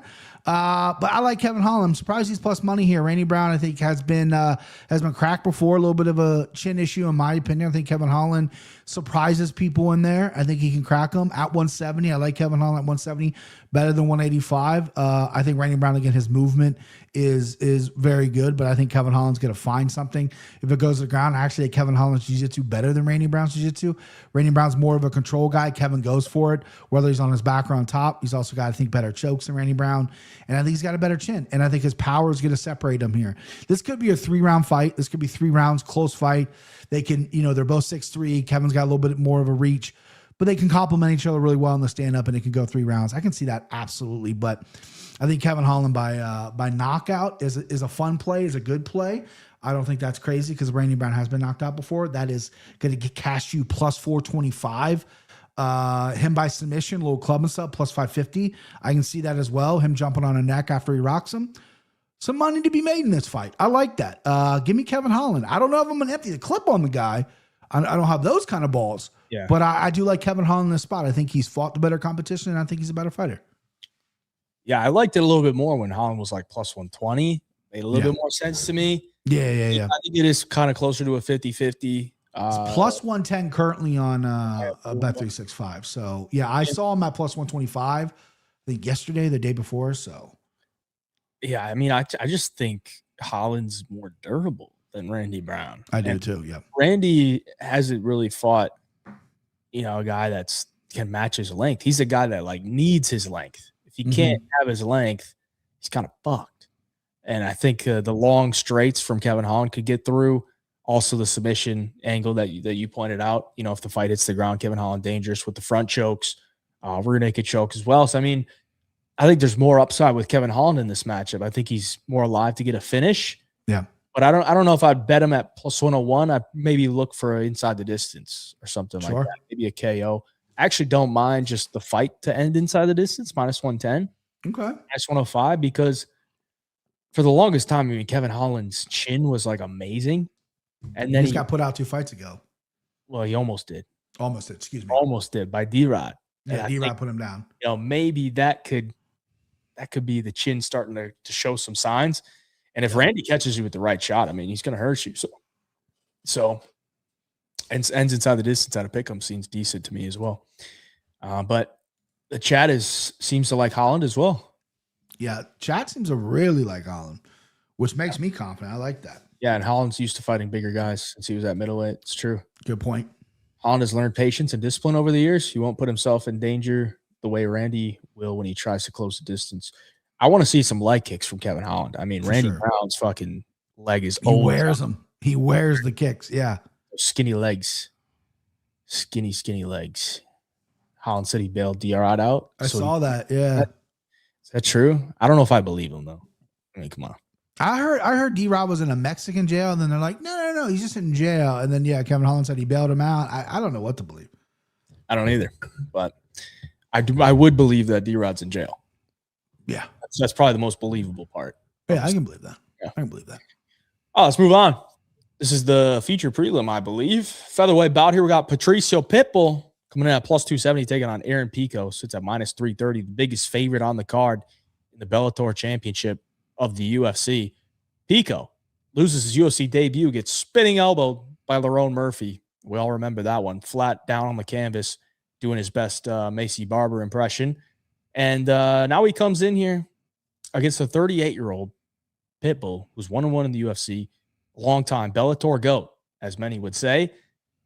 Very well-rounded fighter, more of a counter striker, can mix in some grappling if he wants to. But what I've seen from him recently, outside of the Ige fight, he just doesn't really look that interested in fighting. He's very passive in there. Mm-hmm. The Ige fight was a good look for him, but Ige's 4-7 in his last 11 fights, just hasn't really looked all that great. Pico, I mean, clearly should be the favorite here. I look at his skills. I'm like, the skills are clearly there. Just he fights a little bit over aggressive and he can get caught. And Pitbull can definitely catch him on the chin because he's, like I said, a good counter striker, and a good counter striker against a pressure guy could definitely find the shot. So Pitbull by KO could be a decent way to hedge yourself against if you're going to be, parlaying Pico, but I think Pico gets it done. What do you think here, BP? Yeah, this one's tough for me because I absolutely love Aaron Pico. Eric Pico was born to be a fighter. I mean, this kid selected not to go to like the Olympic trials or something to fight, right? And he's like a great boxer, great wrestler, physique phenomenal, comes from a fighting family, has been training since he was a kid. His biggest problem is he doesn't have a fucking chin. 4 of his 5 losses are by knockout. Right? He has debut, he got choked out. The rest have been knockouts, and they're ugly. He doesn't get hit and recover. He gets hit and goes to sleep, and there's nothing really he can do about it. You can do all the fucking exercises you want with your neck or whatever. Maybe talk to Andre Arlovsky because I feel like that dude got his chin fixed somehow. But other than that, dude, look, I'm not even counting the Lerone Murphy knockout because he walked into a spinning back elbow. I mean, that's going to knock out anybody. Some of the knockouts earlier have been horrible, but Pico says, oh, maybe I do have a chin problem, but guess what? He's not going to touch me, which leads me to believe he's going to wrestle, and he's a really good wrestler. He took down Lerone Murphy a few times. We all know how good Lerone Murphy is getting back up. He got back every time on Pico. And Pico rushed that fight. I was there live. He was rushing, digging to the body. He wanted that first round finish, and he got caught, right? And that's his MO. He's a little reckless. Reckless with a bad chin scares me. And Pitbull has been so flat since he's been in the UFC. But he sits back, and he counters well. He dropped Dan Ige, 38, but still has power. I'm going Pitbull here, dude. I don't want it. I don't like Pitbull. If you could dig up tweets of mine when Pitbull was the king of Bellator, I'd shit all over the guy. I hated how he come. Oh, I'm the best 145 in the world. I destroy Max Holloway. No, you wouldn't. You're in Bellator, bro. You could have signed a contract years ago to fight in UFC. You didn't. Right now, you're here at 38, right, and you're 1-1, and you haven't looked great. I'm not a big Pitbull guy. It hurts my heart to pick against Pico because I think Pico, if he had a chin, would probably be world champion by now, or at least in Bellator he would have won it, right? But there's just no chin there, and he's had some shoulder issues as well, which worries me about him wrestling for 3 rounds as well over Pitbull, who is an undersized guy. Pico is a pretty filled out 145er at this point. He's pretty ripped, but again, the power, the counters. He's gonna sit on a punch. He's got a right hand. Pico's going to run into something. It's going to be night-night. I like Pitbull. I like Pitbull one knockout. And it's hard for me to pick against him. I'm putting biases aside, which is hard for me to do, but I'm doing it. Give me Pitbull by KO. If he is going to wrestle, he's got to watch out for that guillottine. Pitbull's got a nasty guillotine. Mm-hmm. Those little short little arms. Get in there. Little Jesus Aguilar guillotine action. And Pico's been finished by guillotine before. He's been put in a lot of them. I mean, it was his first fight, but yeah. Silly Gilly Goose made a good point, and I was going to bring this up as well, but spinning elbow KO Lerone Murphy, flying knee against Borix, the hook in the clinch against Corralish. It's like Corralish is a bomb. The hook in the clinch wasn't that crazy. Corralish is actually not bad. He's not like good. He's not going to like go in the UFC and like make a run, but he's like a serviceable guy. Corralish is not that bad, dude. I disagree with that. What about the Jeremy Kennedy? Okay, sorry. 3 of the 5. Jeremy Kennedy was the shoulder injury. We can look at these KOs and a flying knee is gonna fucking the flying knee and the elbow. Correct. The hook in the clinch wasn't crazy. It was a simple hook, dude. I don't think it's. At this point, let's be honest, they babied him after the Corrales fight, right? Oh yeah. Bellator knew what they had. They babied him. Now he's in the UFC. And he got Lerone Murphy. And now he's got I feel like the UFC's doing him a favor. Obviously, Vegas thinks so too, the minus 330. But, I want Pico to win. Don't get me wrong. I think for the future of the featherweight division, Pico winning would be much better. And Pitbull gets to be stubborn. Because even after the Yair Rodriguez fight, he was all bitchy. He was supposed to fight, Kita or whatever. He missed weight. He said, fuck you, I'm not fighting you. Pitbull's got an attitude on him. He thinks he's better and superior than everyone. So I would obviously love him to get knocked down a peg. I can't put money on Aaron Pico. I went big on Aaron Pico against Lerone Murphy, by the way. I thought he was going to win by decision. That obviously didn't happen to me. But Pitbull, not looking back, baby. I don't think I want a side here. I think I just want violence. I think it ends inside the distance. Minus 145. Pico loses. He's getting chinned. If Pico can get his game going, I feel like it's hard to believe he doesn't finish a 38-year-old Pitbull who was just finished by a fucking random Japanese dude a couple of years ago. Sure. He got chinned bad. Chihiro Suzuki. Yeah. His brother, I think, is his brother? No, they're not fighting the same weekend. Never mind. I know his brother Patricki's fighting in Japan soon too. I don't think it's the same weekend. Yeah, Yair dropped him as well. Yeah. I think it ends inside the distance could be sneaky, but yeah. And I know that AJ McKee is technically a submission loss, but dude, he got fucked. He was already knocked out when McKee put the submission on him. True.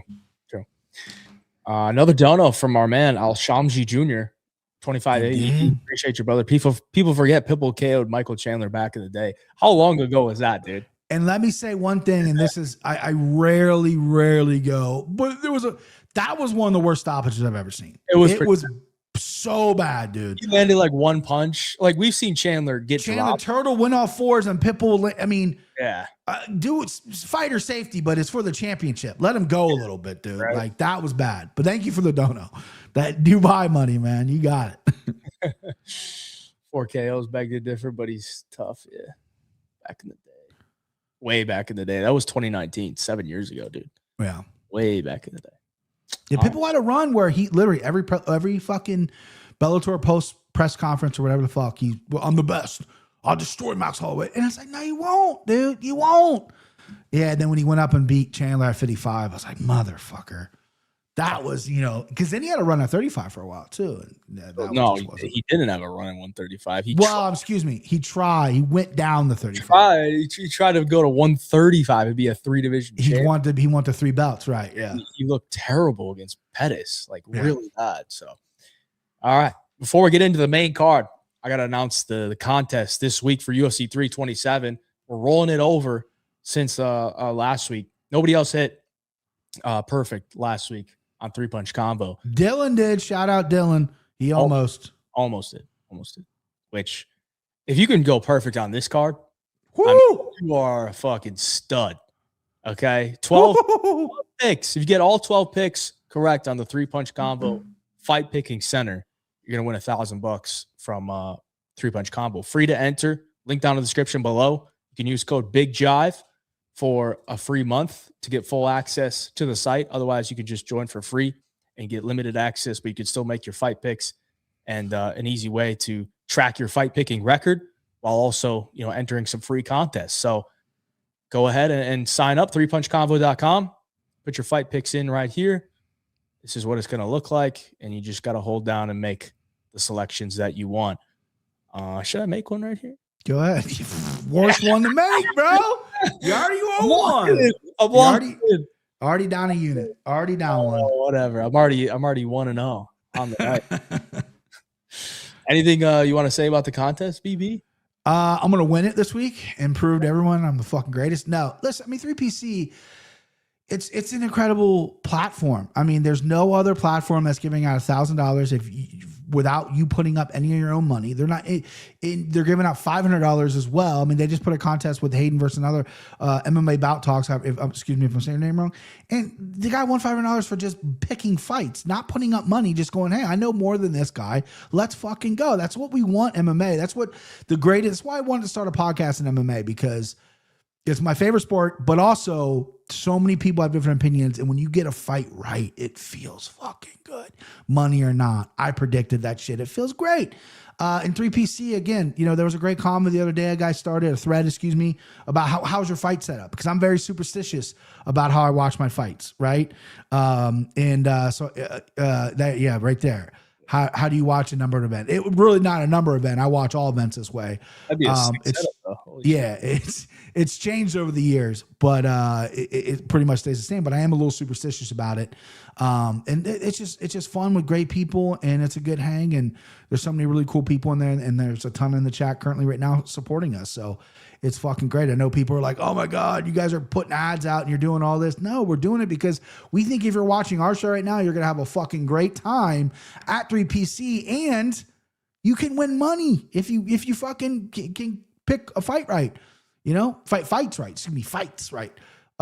It's great. It's great. And I have some things in the work. I know I've been a little busy right now, but there's going to be some exclusive stuff I think could have come from this podcast via 3PC. So, it's incredible. Hopefully one of us wins $1,000 this weekend. Good luck to everyone out there. I'm going to win it. And then I will just take it, that $1,000, and fucking put it all on the next week fight. There's a guy next week on the Canadian cards next week, right? There's a guy on the Canadian card next week that I absolutely love. That's going to be a multi-unit play for your boy. So 3PC is the fucking best. YG, don't be embarrassed, bro. Trust me. There's nothing to be embarrassed about, dude. I'm not one of those people. Here's the thing about me. I'm never going to rag on you for getting a fight wrong, ever, right? I love the back and forth Hayden and I have. He gets one wrong. Oh, well. I get one wrong. Who cares? I know a lot of people are Monday morning quarterbacks are like, you got that wrong. You suck. How could you have picked that right? That's just the internet, right? I never unit shame. That's another thing too. People like to unit shame. The one guy's like, dude, I hit the sicko parlay, but I only put $10 on it. I don't want to share the ticket. Share the ticket. Put 10 cents on it. Who fucking cares? Have fun. Whatever you can afford, do, dude. I'm not a big unit player. I'm a 100 unit player guy, but yeah, love it. Love the show. Love the site. Love the show.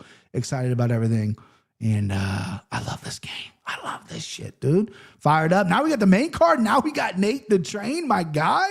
Nate the Train. Let's fucking go. Let's get into the main card.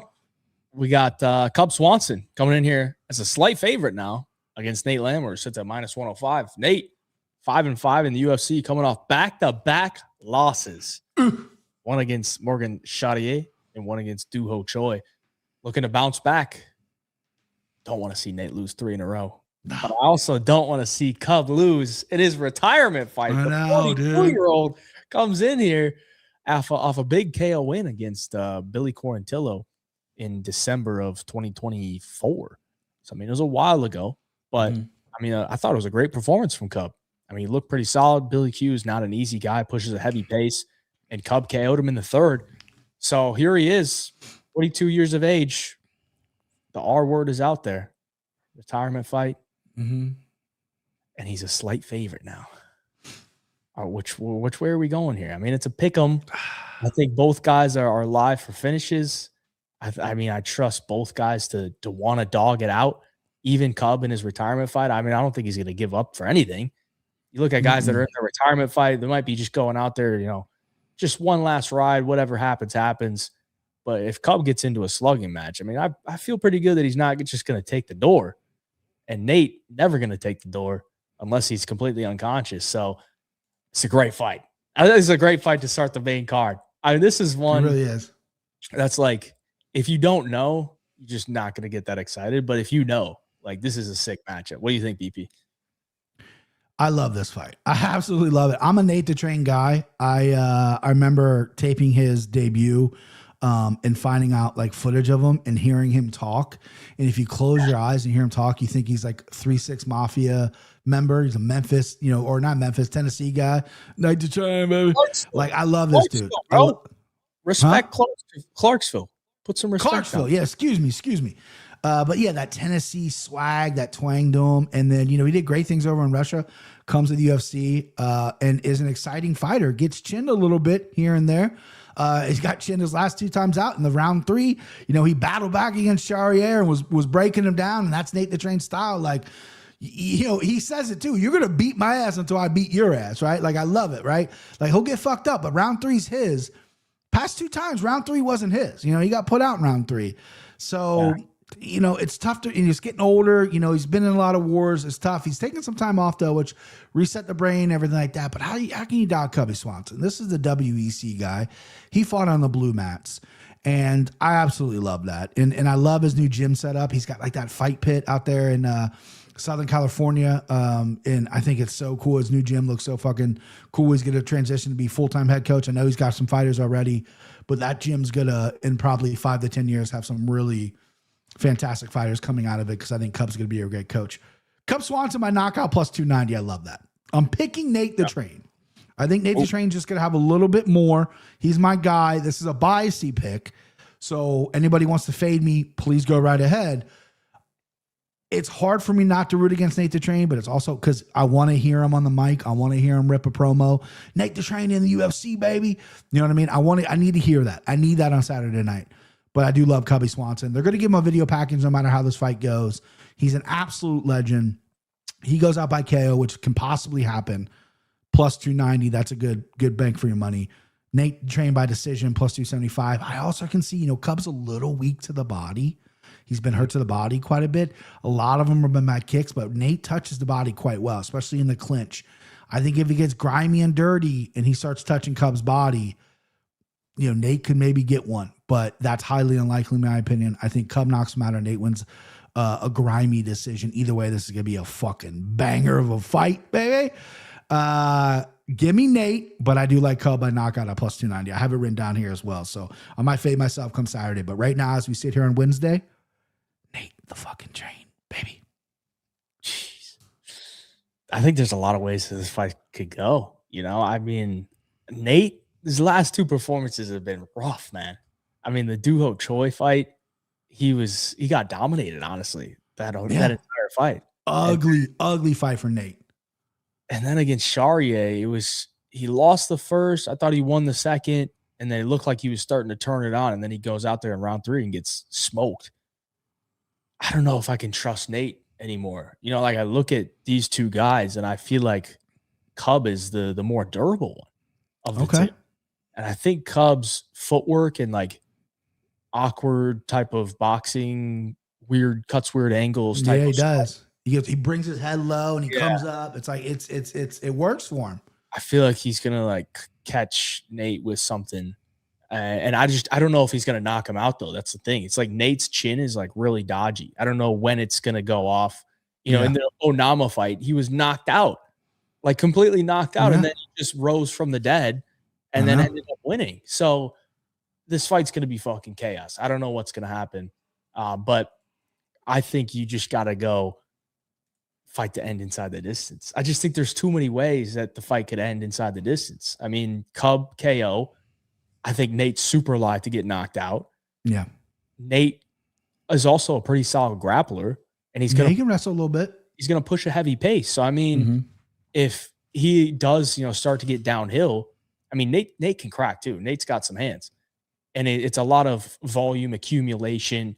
He's going to overwhelm you. So if Swanson's cardio is not, up to par for this fight, he could definitely take over. Late submission. Cub's been sub 7 times.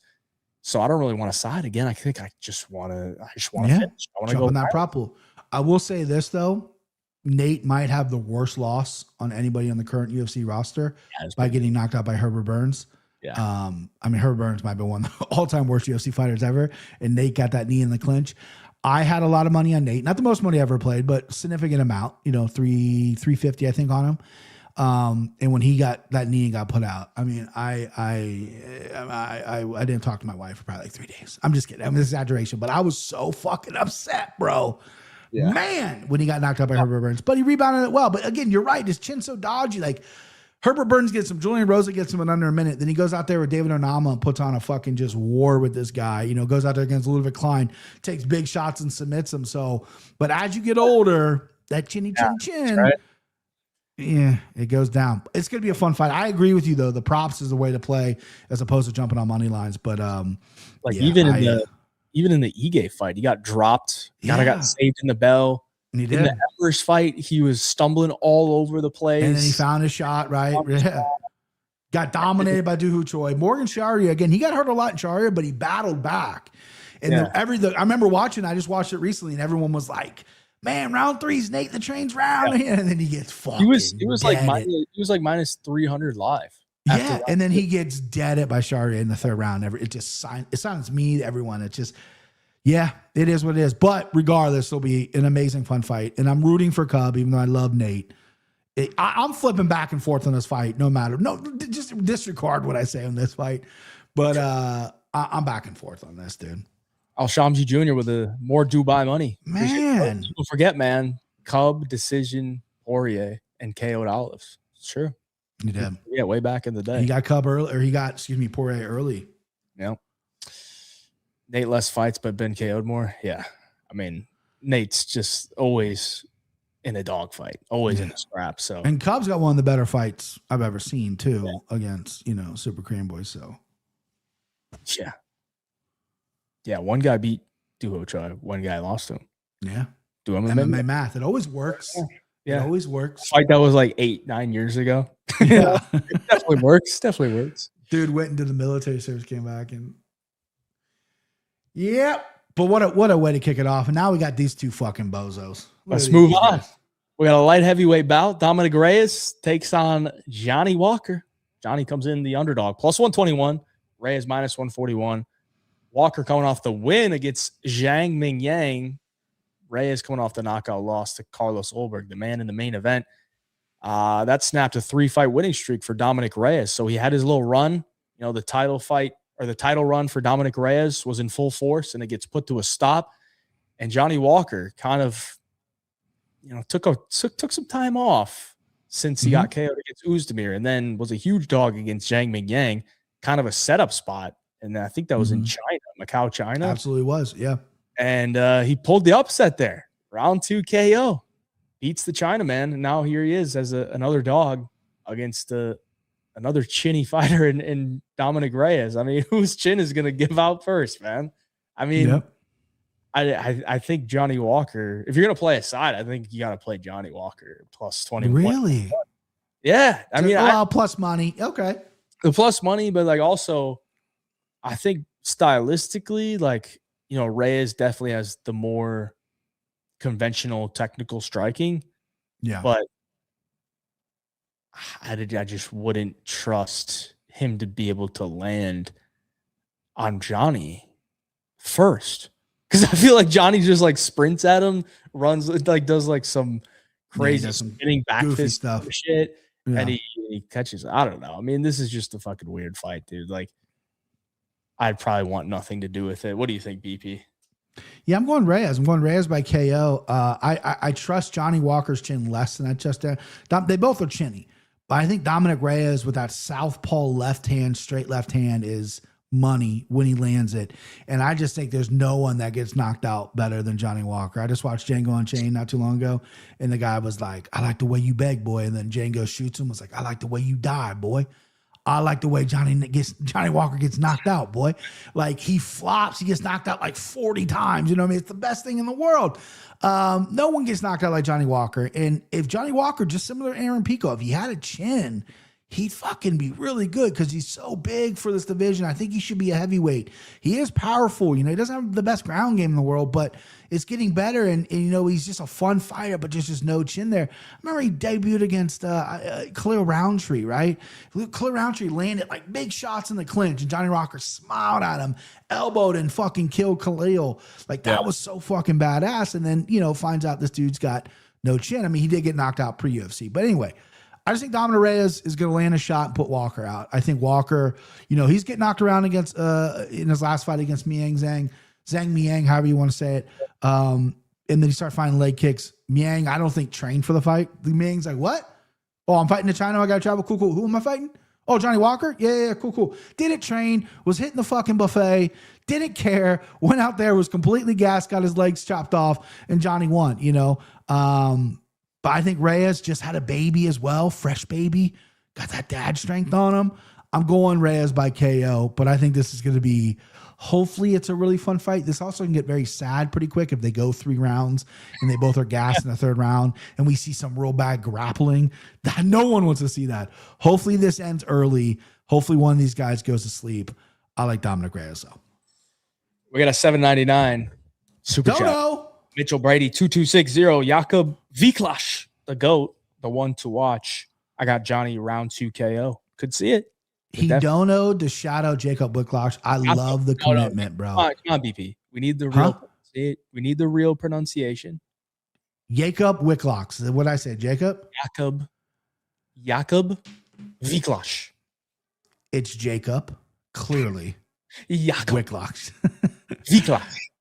Polish people have said American people cannot pronounce their name, so I'm going to pronounce it the way I do. The Midwest fucking marble mouth tongue I got. Jacob Wicklags.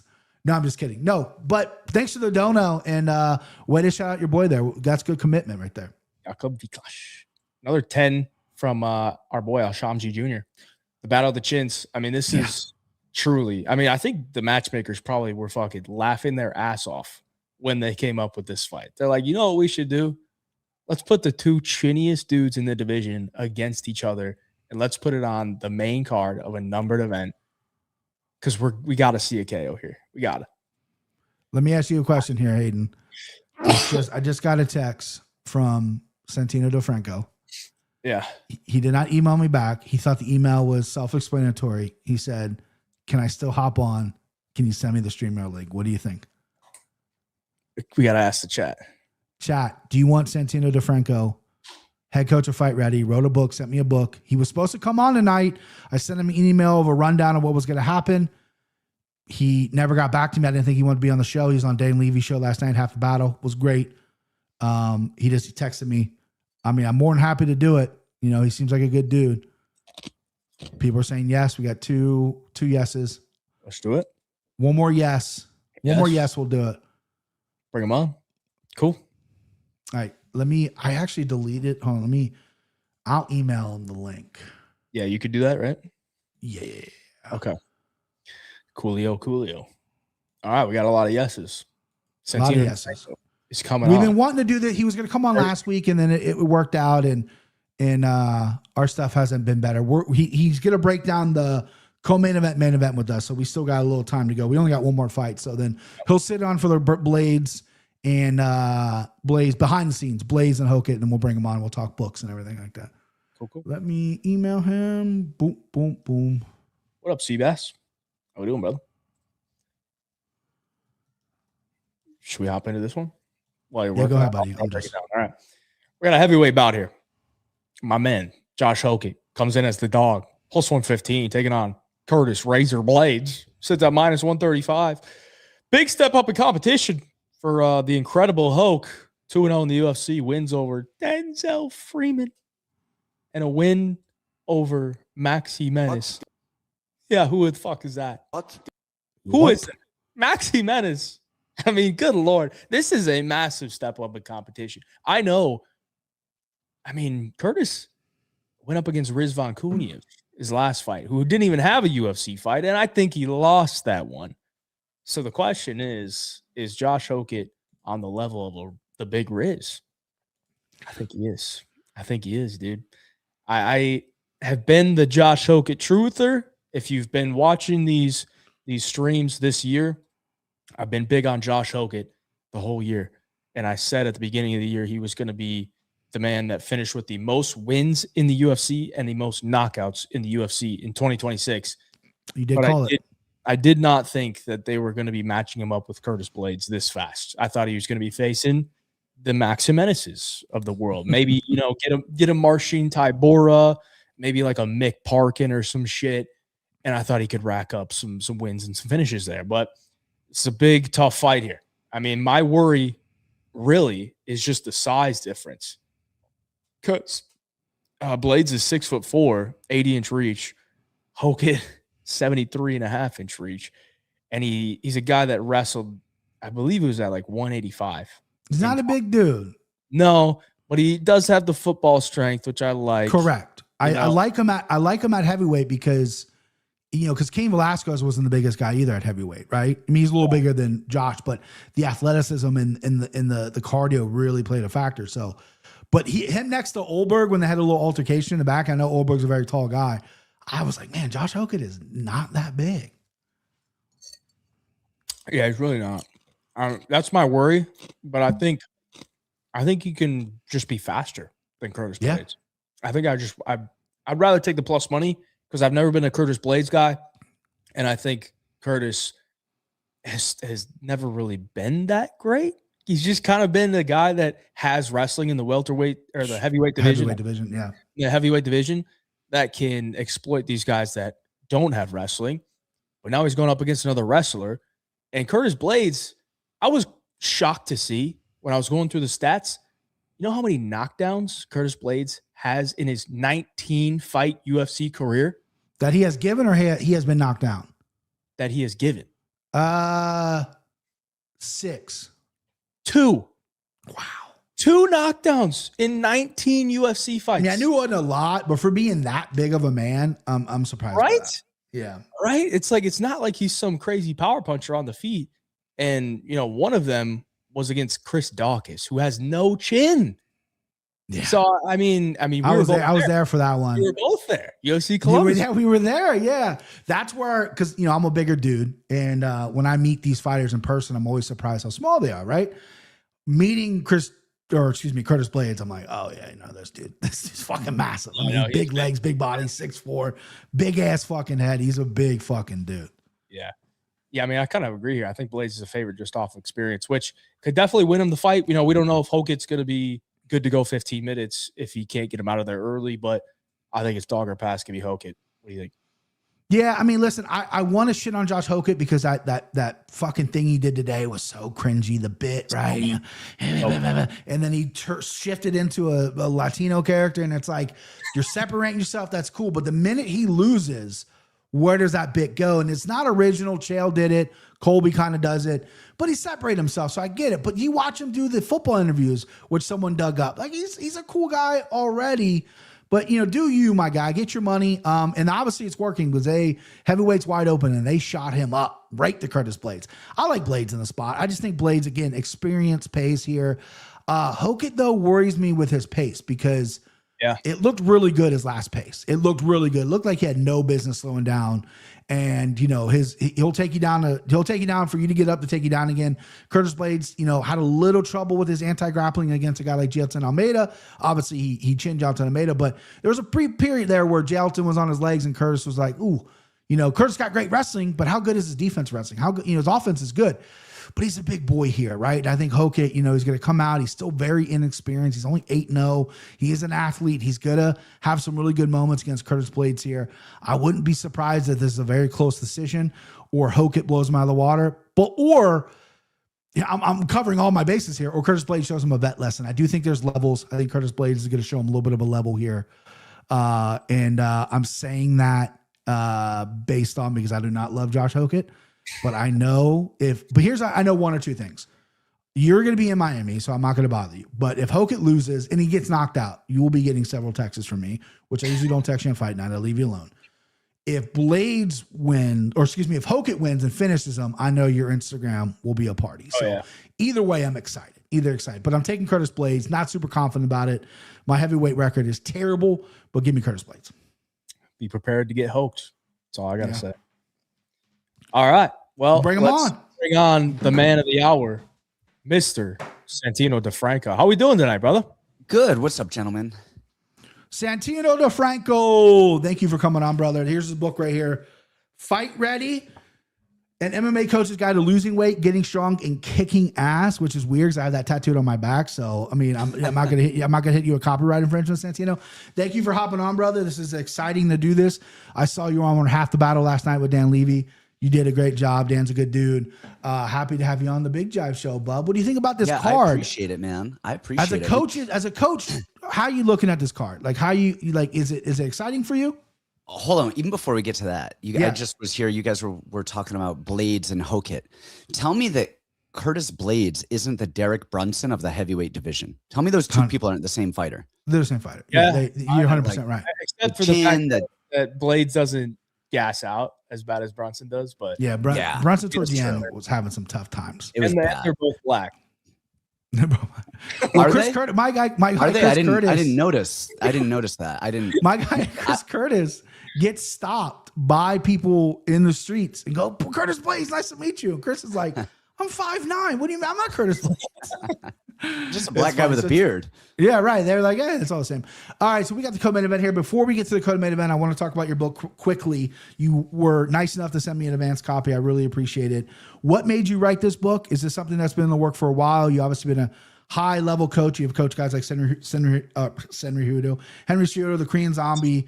You're in a hotbed of MMA out there in Arizona. But what inspired you to write this book? Well, I've been working on it for a long time, and it wasn't really like in this form. It was kind of like making notes of like diet and the weight cut and what people are doing. And then little by little, I realized that the strength and conditioning coaches in our field are just bad. They were just bad. I mean, it's just like anybody's a strength and conditioning coach. Anybody's a nutritionist. And I just found my fighters getting really bad nutritional information from people who are not registered dietitians, but like, oh, I'll meal prep for you and I'll do this. And then same with strength and conditioning. The guys are like having everything's an Instagram battle at this point. Oh, we're doing battle ropes. We have to jump. The next person over here is doing, 500 cartwheels in the park. That must make us good. And so I just little by little, I started piecing some stuff together, but more than anything, is just whittling out the dumb shit, just whittling out, all of the charlatans. And the book is really not for MMA people at all. It's for regular people. I mean, it's written for regular people. Now, right.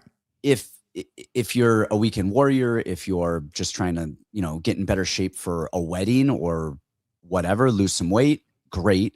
But it's also a full-on sports performance book as well. So anybody that wants to be better at sports, anybody that wants to be an athlete, or maybe you're a parent of an athlete or something as well, is really who it's targeted for. But I actually dedicated the book to Camuela Kirk and Tracy Cortez because those two were I'm very close with both of them. And I've literally have cornered and trained both of them from amateurs all the way up till their last fights. And I've spent a lot of time with both of them, strength and conditioning and on the nutrition side. And even I've wanted to get out of MMA for years. I recently retired from coaching. But two of the things that I was like, man, I cannot do this until Tracy and Camuela make it to the UFC. So they were keeping me in. I have a soft spot in my heart for them. And they're the reasons, the catalyst to the reasons, not full reasons, but they're the reasons why I had to learn everything that I had to learn, and we had to kind of sift through all of the bullshit. And in addition to my own anecdotal knowledge and what I've come up with training and fighting and everything, I also interviewed a lot of really high level people as well. Roman Foreman from the UFC Performance Institute, Brett Contreras from, he's the glute guy. He is, the PhD, got Dr. Mike Israetel. So it's not just me talking. I interviewed a lot of really smart people because I'm not very smart. Sometimes I sound like I am, but I'm not. Yeah, sure. Those people are really smart. And so I want to sift through the bullshit and give other people a way that they can kind of sift through. I mean, look at Instagram right now. Eggs are good. Eggs are bad. Eggs, Sure. Cause death. Nope. Eggs will, give you wings. You know what I mean? It's just don't know what's out there, and educating people on how to sift through a lot of that and decide what is best for them really was my main goal. And then, adding a little bit of my 2 cents in as well. Love it. Love it. So the chat is asking, when is the book officially going to be released? Do you have a date for that? Yep. It is March 19th. So day before my birthday. It's available right now for pre-sale, for pre-order. March 19th next year? No, this year. Nope. Coming up 6 weeks from now. Oh, so May 19th. Did I say March 19th? Oh my gosh. You're oh my gosh. Dude, I have May CTE. 19th, yeah. I have CTE May 19th. May 19th. Okay. Oh my gosh. No, it did not happen last year. May 19th, like 5-6 weeks from now, it's coming out. Well, that's great for you to hop on, and thank you again for sending me something I definitely need to read because I get fat shamed in the chat every weekend, so I need to read Fight Ready. Don't take it. Don't take it. Just give it straight back to them. I love it, dude. I'm 39, married with 2 beautiful children. They think that I don't know I'm fat, and that's gonna hurt my feelings. It's hilarious. You're like, I'm good, man. Yeah, I need to lose weight. I get it. Fat shaming, I think, works. We'll get on top of it. But the last question I have for you, and we'll get to these fights. I know people are looking for the picks. Tough Enough 9. You were a cast member on Tough Enough 9. That was America versus UK. Dan Henderson versus Michael Bisping. I know I might appear to be young. I'm 39 years old. I've been a fan since I was 15. So I watched every Tough Enough. Was Junie Browning's brother as annoying as he looked when he was on camera? Because he came in and fought Jason Dent. It might have been a long time ago for you. I remember watching that going, I would kill this kid if I was in this house. The frustrating part about it is we all knew Junie. So everybody knew it was a shtick, and he was trying to be this guy, and we got it. We're like, man, stop trying. Junie, nobody knew what was going on. Like, the dude was just a crazy asshole. But the brother came on, and we're like, dude, we all know what you're doing. Stop. Like, it's not, we know it's fake. We know you're not really this way. In a couple of, because he was in there with us for, gosh, I don't know, a couple of days. I forget how long. And I forget why. Like, him and somebody else had to fight. Maybe their opponents pulled out, and I don't remember the reason, because there's no reason. They were both still fighting to get into the house, but they were actually in the house with us. I remember it was Jason Dent. You had to fight to get in the house. Jason Dent's guy, he was supposed to fight to get in the house, got hurt or missed weight or whatever it was. So like, hey, we're bringing in a guy. We're bringing in Junior Browning, Rob Browning's little brother. Right. Yes. So he fought Jason Dent. Dent destroyed him, and then you had your team. Yeah. Yeah, that's right. You're right. Yeah. But he actually wasn't. I mean, he was an asshole and he was crazy. But after a couple, I don't know, maybe the next morning or maybe when he wasn't drunk or whatever, like we'd see him talking. I don't know if I just kind of avoided him, but I'd see other people kind of talking, and we'd be in the area talking, and he wasn't a bad guy. He was just trying to do a thing and do a shtick. But fuck, man, I forgot about that. Why are you bringing up old shit? I watched every season of Ultimate Fighter until about Ultimate Fighter, maybe the live episode. The live season was iconic. I tailed off. That's just because there was more UFC events and I didn't need my fix, during the week. But I just vividly remember that episode. I really rooted for Team America. You guys were going against guys. I know you eventually lost to Andre Winter, who went on to the finale, and then Ross Pearson's a stud and whatnot. But that's fun stuff. All right, let's get to the co-main event. Hayden, do you have anything, buddy? Sorry, didn't mean to step on your toes. No, I was just listening. I was listening. Hayden is a young man. I don't think he remembers Tough 9. So, when was that? What year was that? 07.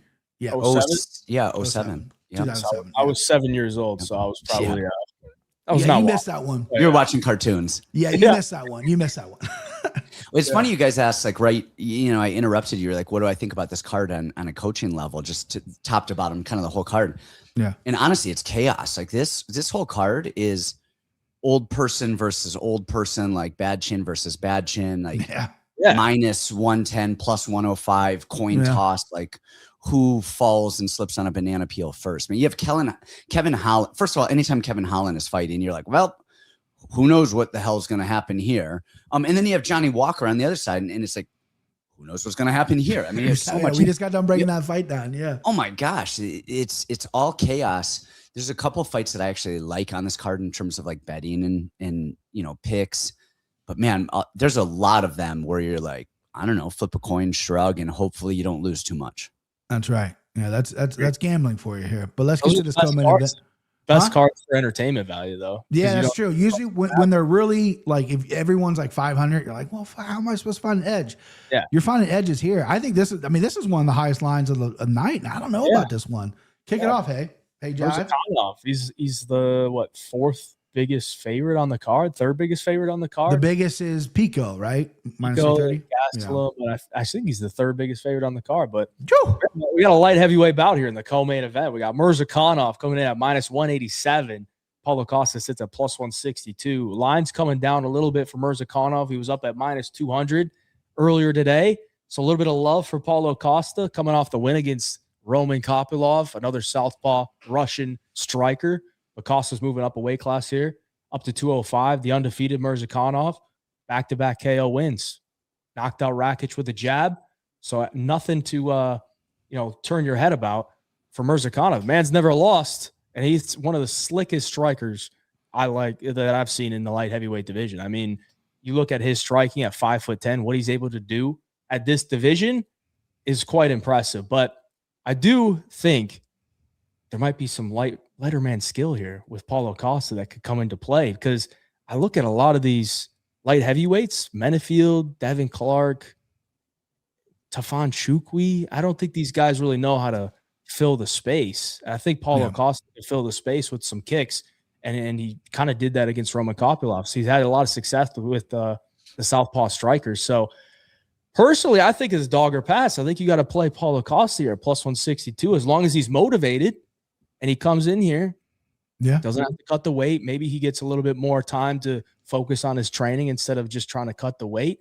I think it's kind of a dog or pass, but Santino, I'll let you go first. We're going to skip BP. We'll leave him. Give Santino it. What do you think about this? You got a little bit of familiarity too with Paulo Costa, right? Yeah, Paulo's the man. He's such a nice guy. He's come up and trained with us quite a bit, and he's just a really, like, you wouldn't know it by watching his interviews and stuff, but he's a sweetheart of a human, really, really polite guy. Just, you got to love him. In terms of betting, anytime Paulo's at plus 162, I think those are good odds. Honestly, the opponent on the other side doesn't really matter. Paulo is that good, and for us to see him at those odds, it's kind of always a little shocking, right? Paulo's, you said it, you don't know what you're getting with Paulo, and that's a hard thing to bet on, is inconsistencies. It's like Kevin Holland. Look at how great Kevin Holland actually is when he has those moments, but which Kevin Holland is going to show up? I don't know that moving up a weight class is actually going to help Paulo either, because I think at 185, he had to be dedicated. He had to be running. He had to be in the gym. He had to be watching what he eats. You add 20 pounds to that. Well, did he not have to run quite as much? Did he not have to diet quite as much? Did he not have to work out quite as much? And what does that do for him? I don't know if it'll really affect his cardio per se, because even when he gets tired, Paulo's tired every fight, but that man will push through. Like that dude, he's like, let's both go drown. We're drowning together. He's Nate Train from, of 205 now. So I don't know that that's going to affect that so much. What I think it's going to affect is his speed. Like how much speed is he going to lose going up a weight division, and not even necessarily going up a weight division, but not doing all of the cardio and all of the other stuff that he had to do to maintain it. So I worry about that. His kick game, he used to be a puncher when he came in. The eraser was knocking everybody out with hands. He's really relied on his kicks a lot lately. He's just spamming kicks, like hitting the A button nonstop. And of course he can wrestle. We saw, his grappling and movement with Yoel. We've seen him take people down. We saw him completely control Rockhold on the ground. And then, like you mentioned, his last fight was with Roman Kopylov, who I think that was an easy opponent stylistically for Paulo. First of all, Kopylov is tiny compared to Paulo. Paulo is just going to big body him no matter what happened.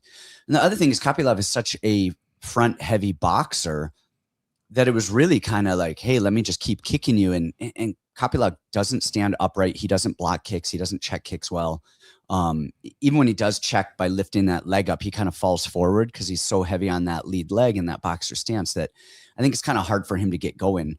And then on the other side, you've got Murzakanov, and he just doesn't do anything bad. We saw him slow down when he tried to kill Dustin Jacoby, in the third round.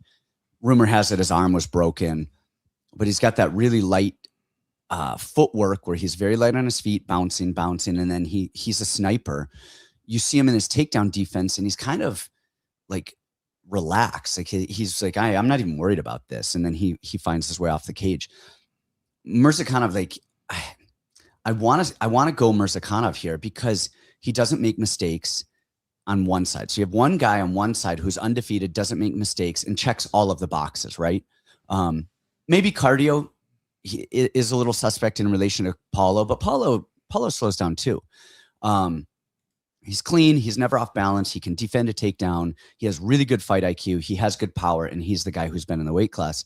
And then you have Paulo, who his brother's his coach. He doesn't want to show up.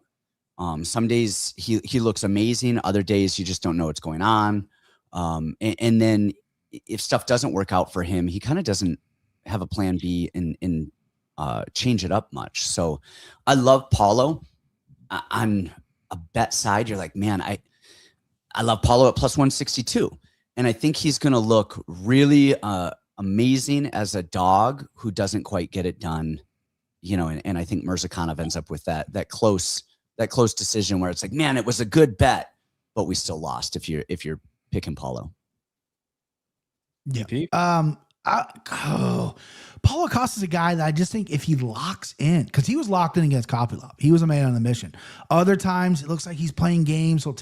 He needs a respite a little bit. He carries a lot of muscle with him, but he's got great boxing, got great power, and he's got a great chin too. I mean, the chat saying Asmat Murzakanov by knockout. I know Murzakanov knocked a lot of guys out, but this, Paulo Costa's not Brenson Ribeiro. Paulo Costa's not Alonzo Menefield. Menefield's a little bit chinny nowadays. Murzakonov's a great guy who I have faded so many times. I don't think he's that good, but he's undefeated. He's got that explosive style. He jumps in and explodes on you. Come round 3, that quick twitch muscle might not be there anymore. Costa, again, does slow down, but maybe not cutting the weight to 85. Maybe he's not going to slow down as much in this fight. I think Costa needs to stay close. I think he needs to be in that pocket. He needs to be in his range. He needs to be in the boxing and touch the body of Murzakanov, who has been prone to slow. Murzakonov's closest fight, different body type, but closest fight in the UFC was against Dustin Jacoby, who's a good striker, good kickboxer. He's the only guy that Murzakanov did not knock out. That was the stiffest level of competition. Then you get Menefield, then you got Ribeiro, then you got Alexander Rakic. And Rakic is a good guy. He's a big body, but dude, he took that jab and just folded. Like he kind of was like, I want out, right? I want to take Costa here, but I've lost so much money against Murzakanov. At one point, I gotta put my foot down and say I'm gonna take the undefeated Russian, and that's right now. I'm gonna take the undefeated Russian. I think he can outwork Costa. I think he can land more strikes. I don't think he's gonna knock him out. I think he's gonna land more strikes on Costa, and I think Costa's gonna leave this fight, unfortunately, going, if I just did a little more. I think round 3 is gonna be interesting with these boys once it gets there. I don't see a finish on either side. Give me Murzakanov. Wasn't Rakic your hammer? Yeah, let's not talk about it, bro. Yeah, he was. He was a guy I went really heavy on. I thought he was way too big for Murzakanov. He was an undersized guy for light heavyweight. Doesn't have the best body in the world. He's 5'10", and Rakic is 6'4", stud athlete. He got put out by a jet, but we don't got to talk about that. We got to talk about that. We'll forget about it. We'll forget about it. I think people, short memory. It's hard to like guys like Murzakanov because one, they don't speak English, and so that alone, like you just don't know the personality of somebody. But the other thing is, you look at him and he looks like your uncle when you were a kid. You're like, dude, that guy's not a fighter. And Paulo, you're like, oh my gosh, like where do I sign up? He's a Greek god. Yeah, and, my buddy calls him Brazilian Superman. He's like, he looks like a Brazilian Superman. He needs like a little, swab of hair. Yeah. Let me ask you a real quick question about Paulo Costa G-Train with him. Yep. Do you know the recipe to secret juice? Do you know what's in the secret juice? Oh yeah, but I can't say. I've been sworn. Okay, yeah, fair enough. As long as you sworn know. to secrecy. It's secret of course juice. I know I the didn't secret expect you to juice. tell us.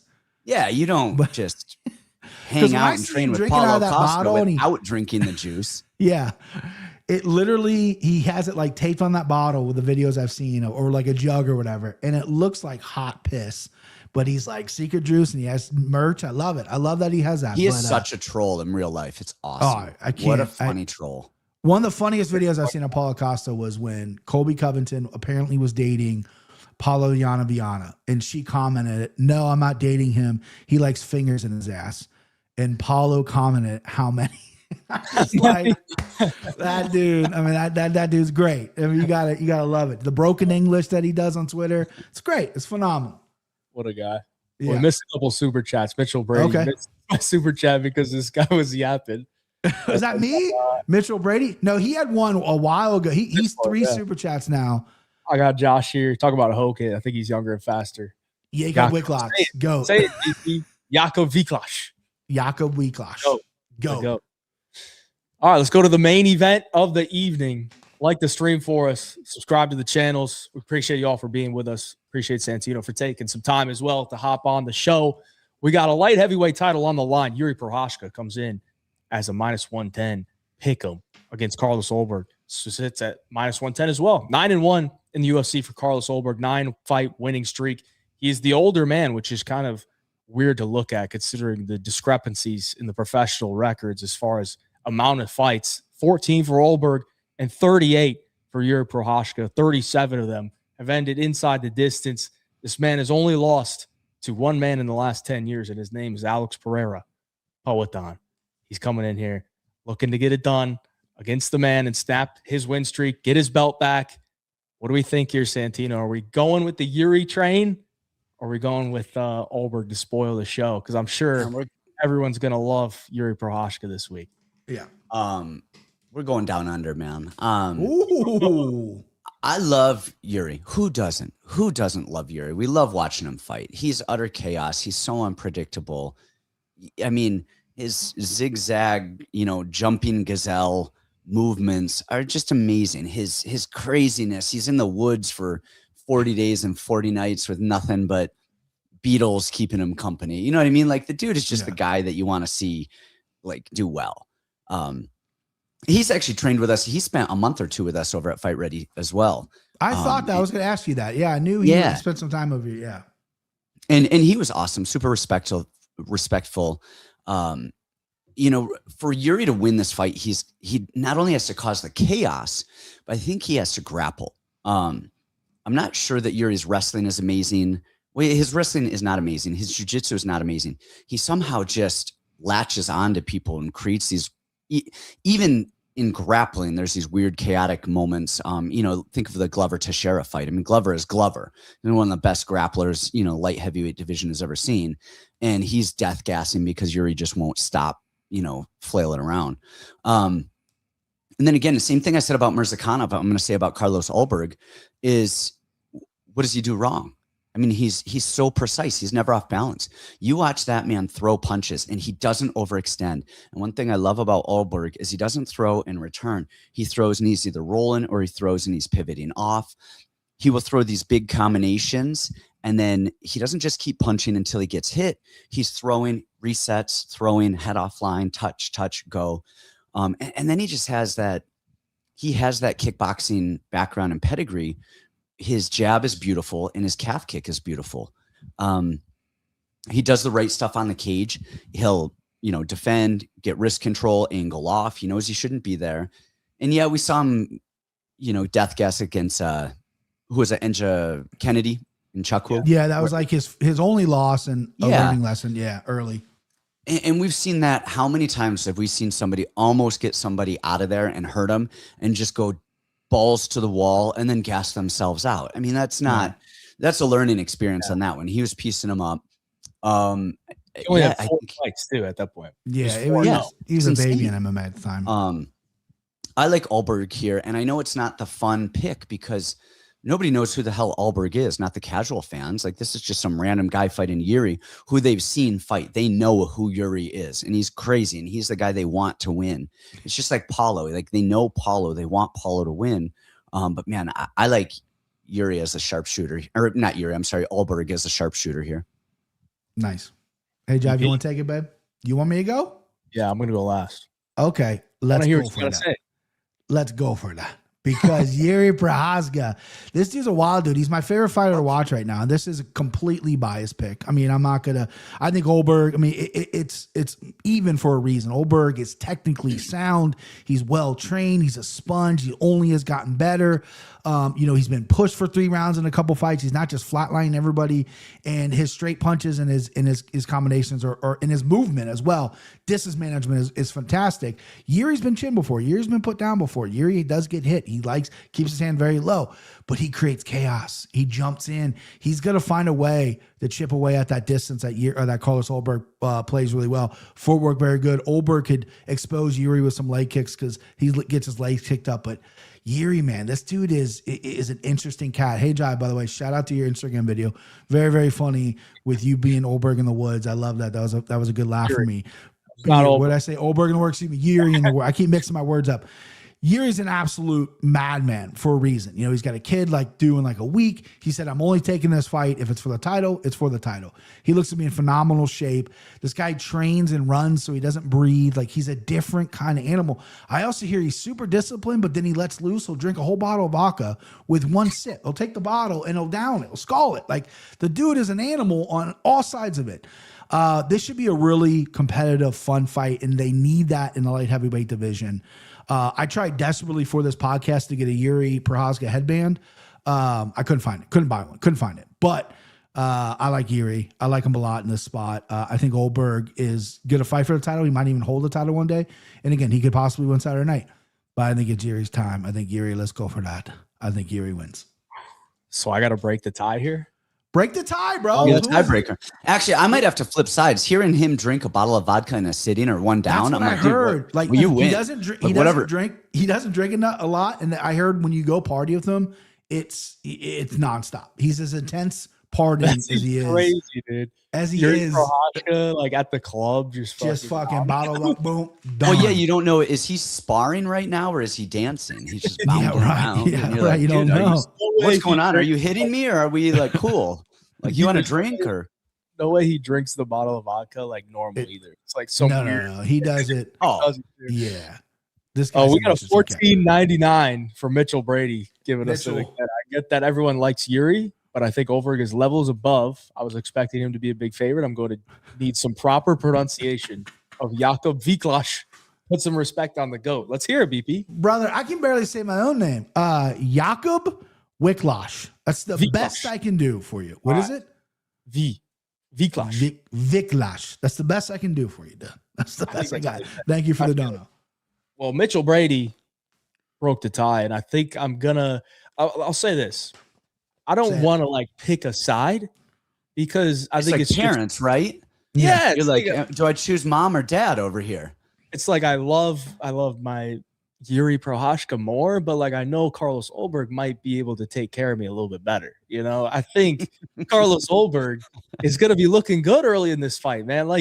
Yuri has had to overcome adversity so much that I just don't know. We don't know if he's going to be able to take his shots early because Ulberg's going to be tough to find early on in round 1 and round 2, and Prochazka is never going to take a back step, so he's going to be there to get hit.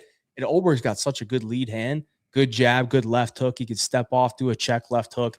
That's how Pereira got him at the end of the first round in their second fight, which I could see that punch landing. I just don't know if it's going to put him out. So then it's if Ulberg doesn't kill him in the first 2, then I don't feel good about Ulberg. I think Yuri's probably going to start to put the pace on. So what I would say is take Ulberg round 1 or 2 KO and then you bet Yuri live if he's starting to turn the tides, or if your Roundtree was minus 500 or something after round 2, right? But you could start to see he's starting to get to him, right? But he's down 2 rounds. It's a 5-round fight. I don't think it's going the distance. Maybe you go Yuri round 3, 4, 5 KO, 2, 3, 4 KO, something like that. I think it's a pick 'em for a reason, dude. I wouldn't want to. If I was the books, I'd be I want to take the juice on both sides and just let the chips fall as they may. But if you can get plus money on Ulberg, sure. I picked Ulberg because I think he's going to have more success early. And usually in that case, I got to go with the guy that's going to have the early KO upside. So I'll break the tie with Ulberg. But like I said, it's just because I think he's going to take care of me a little bit better. You know, Sure. if I want to go with my heart, I'll go Yuri. I mean, this is an A+ main event either way. I mean, there's no way this is going to be a boring fight. I don't think either of these guys are incapable of it. With Carlos being technical and powerful and Yuri being a crazy son of a bitch, it's going to be amazing. And again, we're getting a new light heavyweight champion, which is awesome. Incredible stuff. Incredible main event. All right, before we let you out of here, Santino, do you have any other plays on this card that you're like, I gotta do it? I'm not sure how big of a gambler you are, but you're like, I gotta play this one. I actually hold on, I'm pulling up right now because Sure, there's yeah. two. One of them was actually Hokei. I like Hokei a lot. Wow, that Hayden's a big Hokei guy. Okay. Yeah, I like Hokei for a couple of reasons. One, I think he has good cardio. He trains with John Jones and big guys. He's a D1 All-American wrestler. All right, 2 times. And then he was also a D1 D1 football player too. He was a starting running fullback for Fresno State as well. But the thing was, he's got hands and he's got power, and we've seen it. I think the Blades Kuniev fight, I think that should have gone to Kuniev, and I think if Hokei just doesn't death gas, I think he's a better version of Kuniev. But the other one, the one I really like, is actually Markel Mederos over Chris Padilla. Because we were split on that. I believe.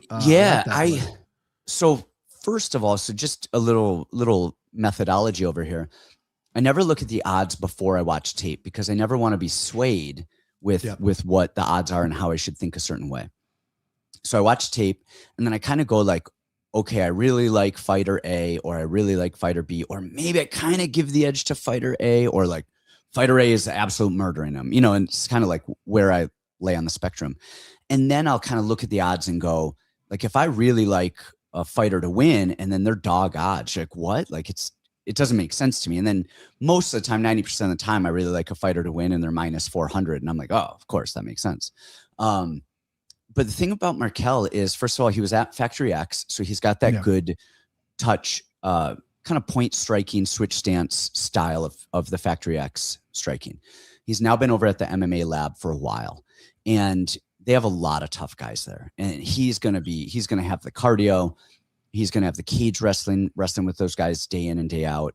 And then Padilla, look, we love Padilla. He's 4-0 in the UFC. Everyone has probably picked against Padilla all 4 times in the UFC. But against Rangju is just hitting a heavy bag until Padilla stepped in with that elbow.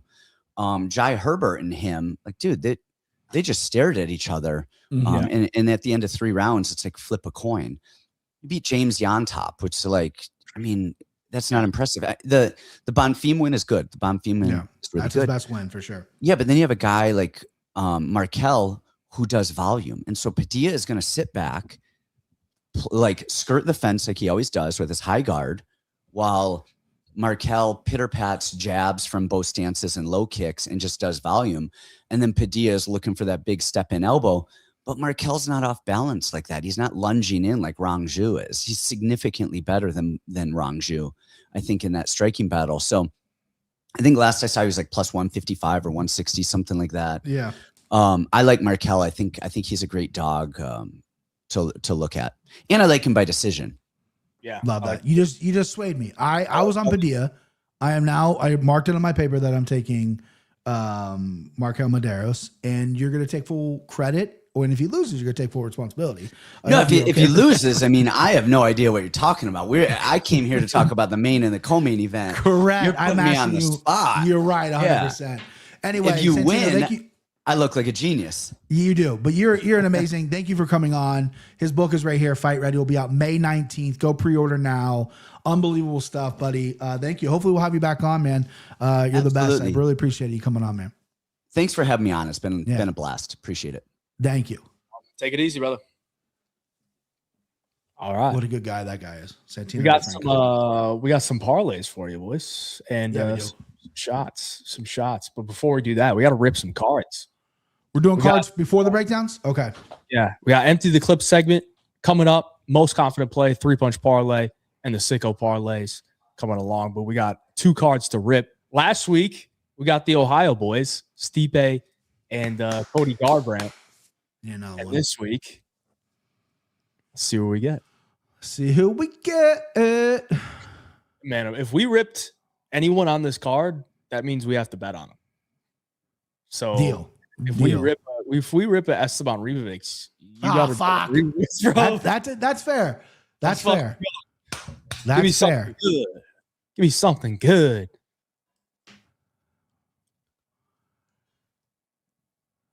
Rose Namajunas. Oh, yes. Thank God we got Rose Namajunas. Thug Rose. I'm the best. I'm the best.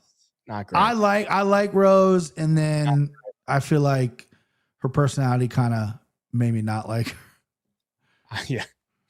I mean, not a great pull to start us off. Let's see if we can get something a little bit better. Here we go right here. Something better right here. I'm feeling good about this one, babe. Open it up. Open it up. Open it, open it, open it up. I might just sell that Rose so we can rip another one. Yeah, get rid of the Rose.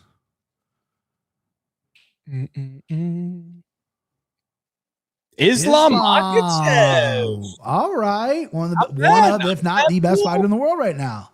Green, purple, prism, PSA 10, 2022, Panini, select, Islam Makhachev. That's a solid pull. I'm not selling that. No. You wallet that, babe. That's a good pull. Sell the Rose. We got one more. Sell the Rose. We got one more. Yeah, we got to sell that Rose. Someone's really in the Rose. They'll pay over asking price for it. they find her shit. You can sell it 90% fair market value. Yeah, get your money back. Let's buy it. You want to buy it? One more. Here we go, bro. Use my funds. There we go. So we get $40 back on the Rose Namajunas. Let's go with maybe a Taporia. Little Taporia action. We need that right there. Taporia action. We need that right there. Give me a Rich Franklin one time.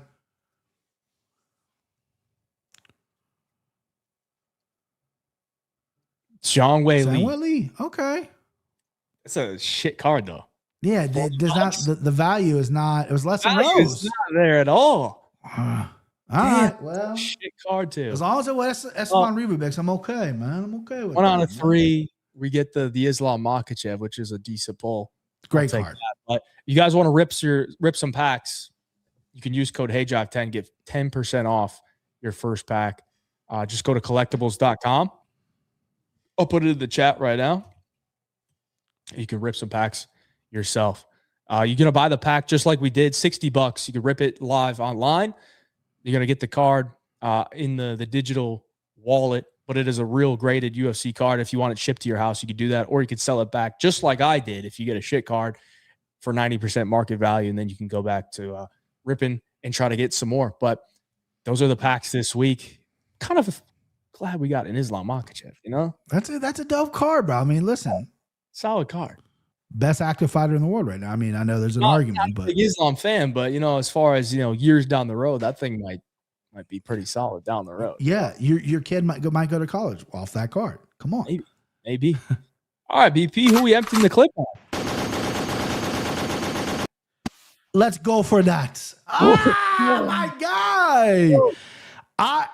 Here's the thing about MMA gambling. I am the biggest MMA fan in the world. Gambling sometimes clouts my fandom at times. I'm a fan of the sport, but Yuri Prochazka is currently my favorite fighter. I literally was looking to buy merch of him recently, and I love it. I want to give out an empty the clip. One of these days, I'm going to give an empty clip that's a dog, but I want to give an empty the clip that's not like a crazy number. We're getting a pick 'em price right now. He might even close as an underdog. We'll see how the market moves.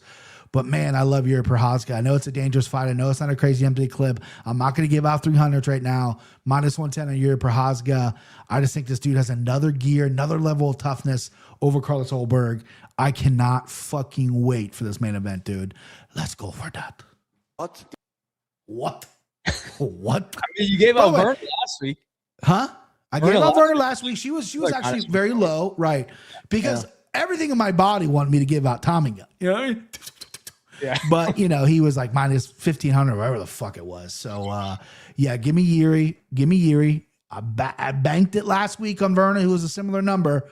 I like this. All right, BP emptying the clip on Yuri Prochazka. Who you got, bro?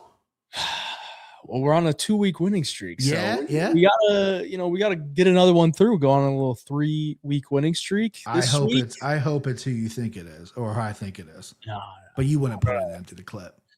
I didn't really want to go aside. Okay. So I went with this fight to not go to this. Yeah. Swanson, Nate Lamour, somebody's gotta die. All right. I like that. I like that a lot. Two dangerous old men in a cage. Somebody's gotta die. All right. Unless Nate Lamour pulls some bullshit like he did in the Onama fight, where Right. he just carried that fight to go the distance. Somehow has a chin and somehow doesn't get put out. Yeah. But it's minus 135. So I mean, I love that. I was so back and forth on that fight, but I love that pick. I'm playing it for sure. Yeah. It's not like we're paying minus 250 or something. Minus 135. I think it's a solid play. We'll empty the clip on that one this week and hopefully go 3 weeks in a row. Yes, sir. 3-punch parlay this week. You know, we've been not hitting these 3-punch parlays, and a few of the weeks it was because we had somebody else giving us our third leg. Correct. So this week we got to get one through the hoop, We need it. and so we're not letting anyone else give out. Couple the third. big brains here. The two co-hosts of the show. Leg one, BP's leg. It's going with Gamrot. Someone in the chat thought I was picking him. You're going Gastelum. I love that. One Gastelum for 2. And the third leg is geared. Hey! And the only reason I did this, so BP doesn't see these, right? I make the slides. And so BP gives me his leg. I'll make my leg. He doesn't see it. And then if it's between me and him, I usually go based on like a pick that we both agree on. Yeah. And, you know, I did kind of lean towards the Ulberg side, but I'm going to be there in attendance. I want Yuri to win because it would be electric, be a hell of a night. It'd be super exciting. So I thought, why not? Minus 110, throw it in the parlay, juice it up a little bit.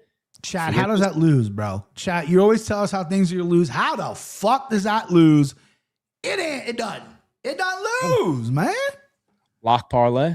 I love that. I got to write that down. I can tell you how it loses. It's probably Ribovics comes through. Huh? What does he say?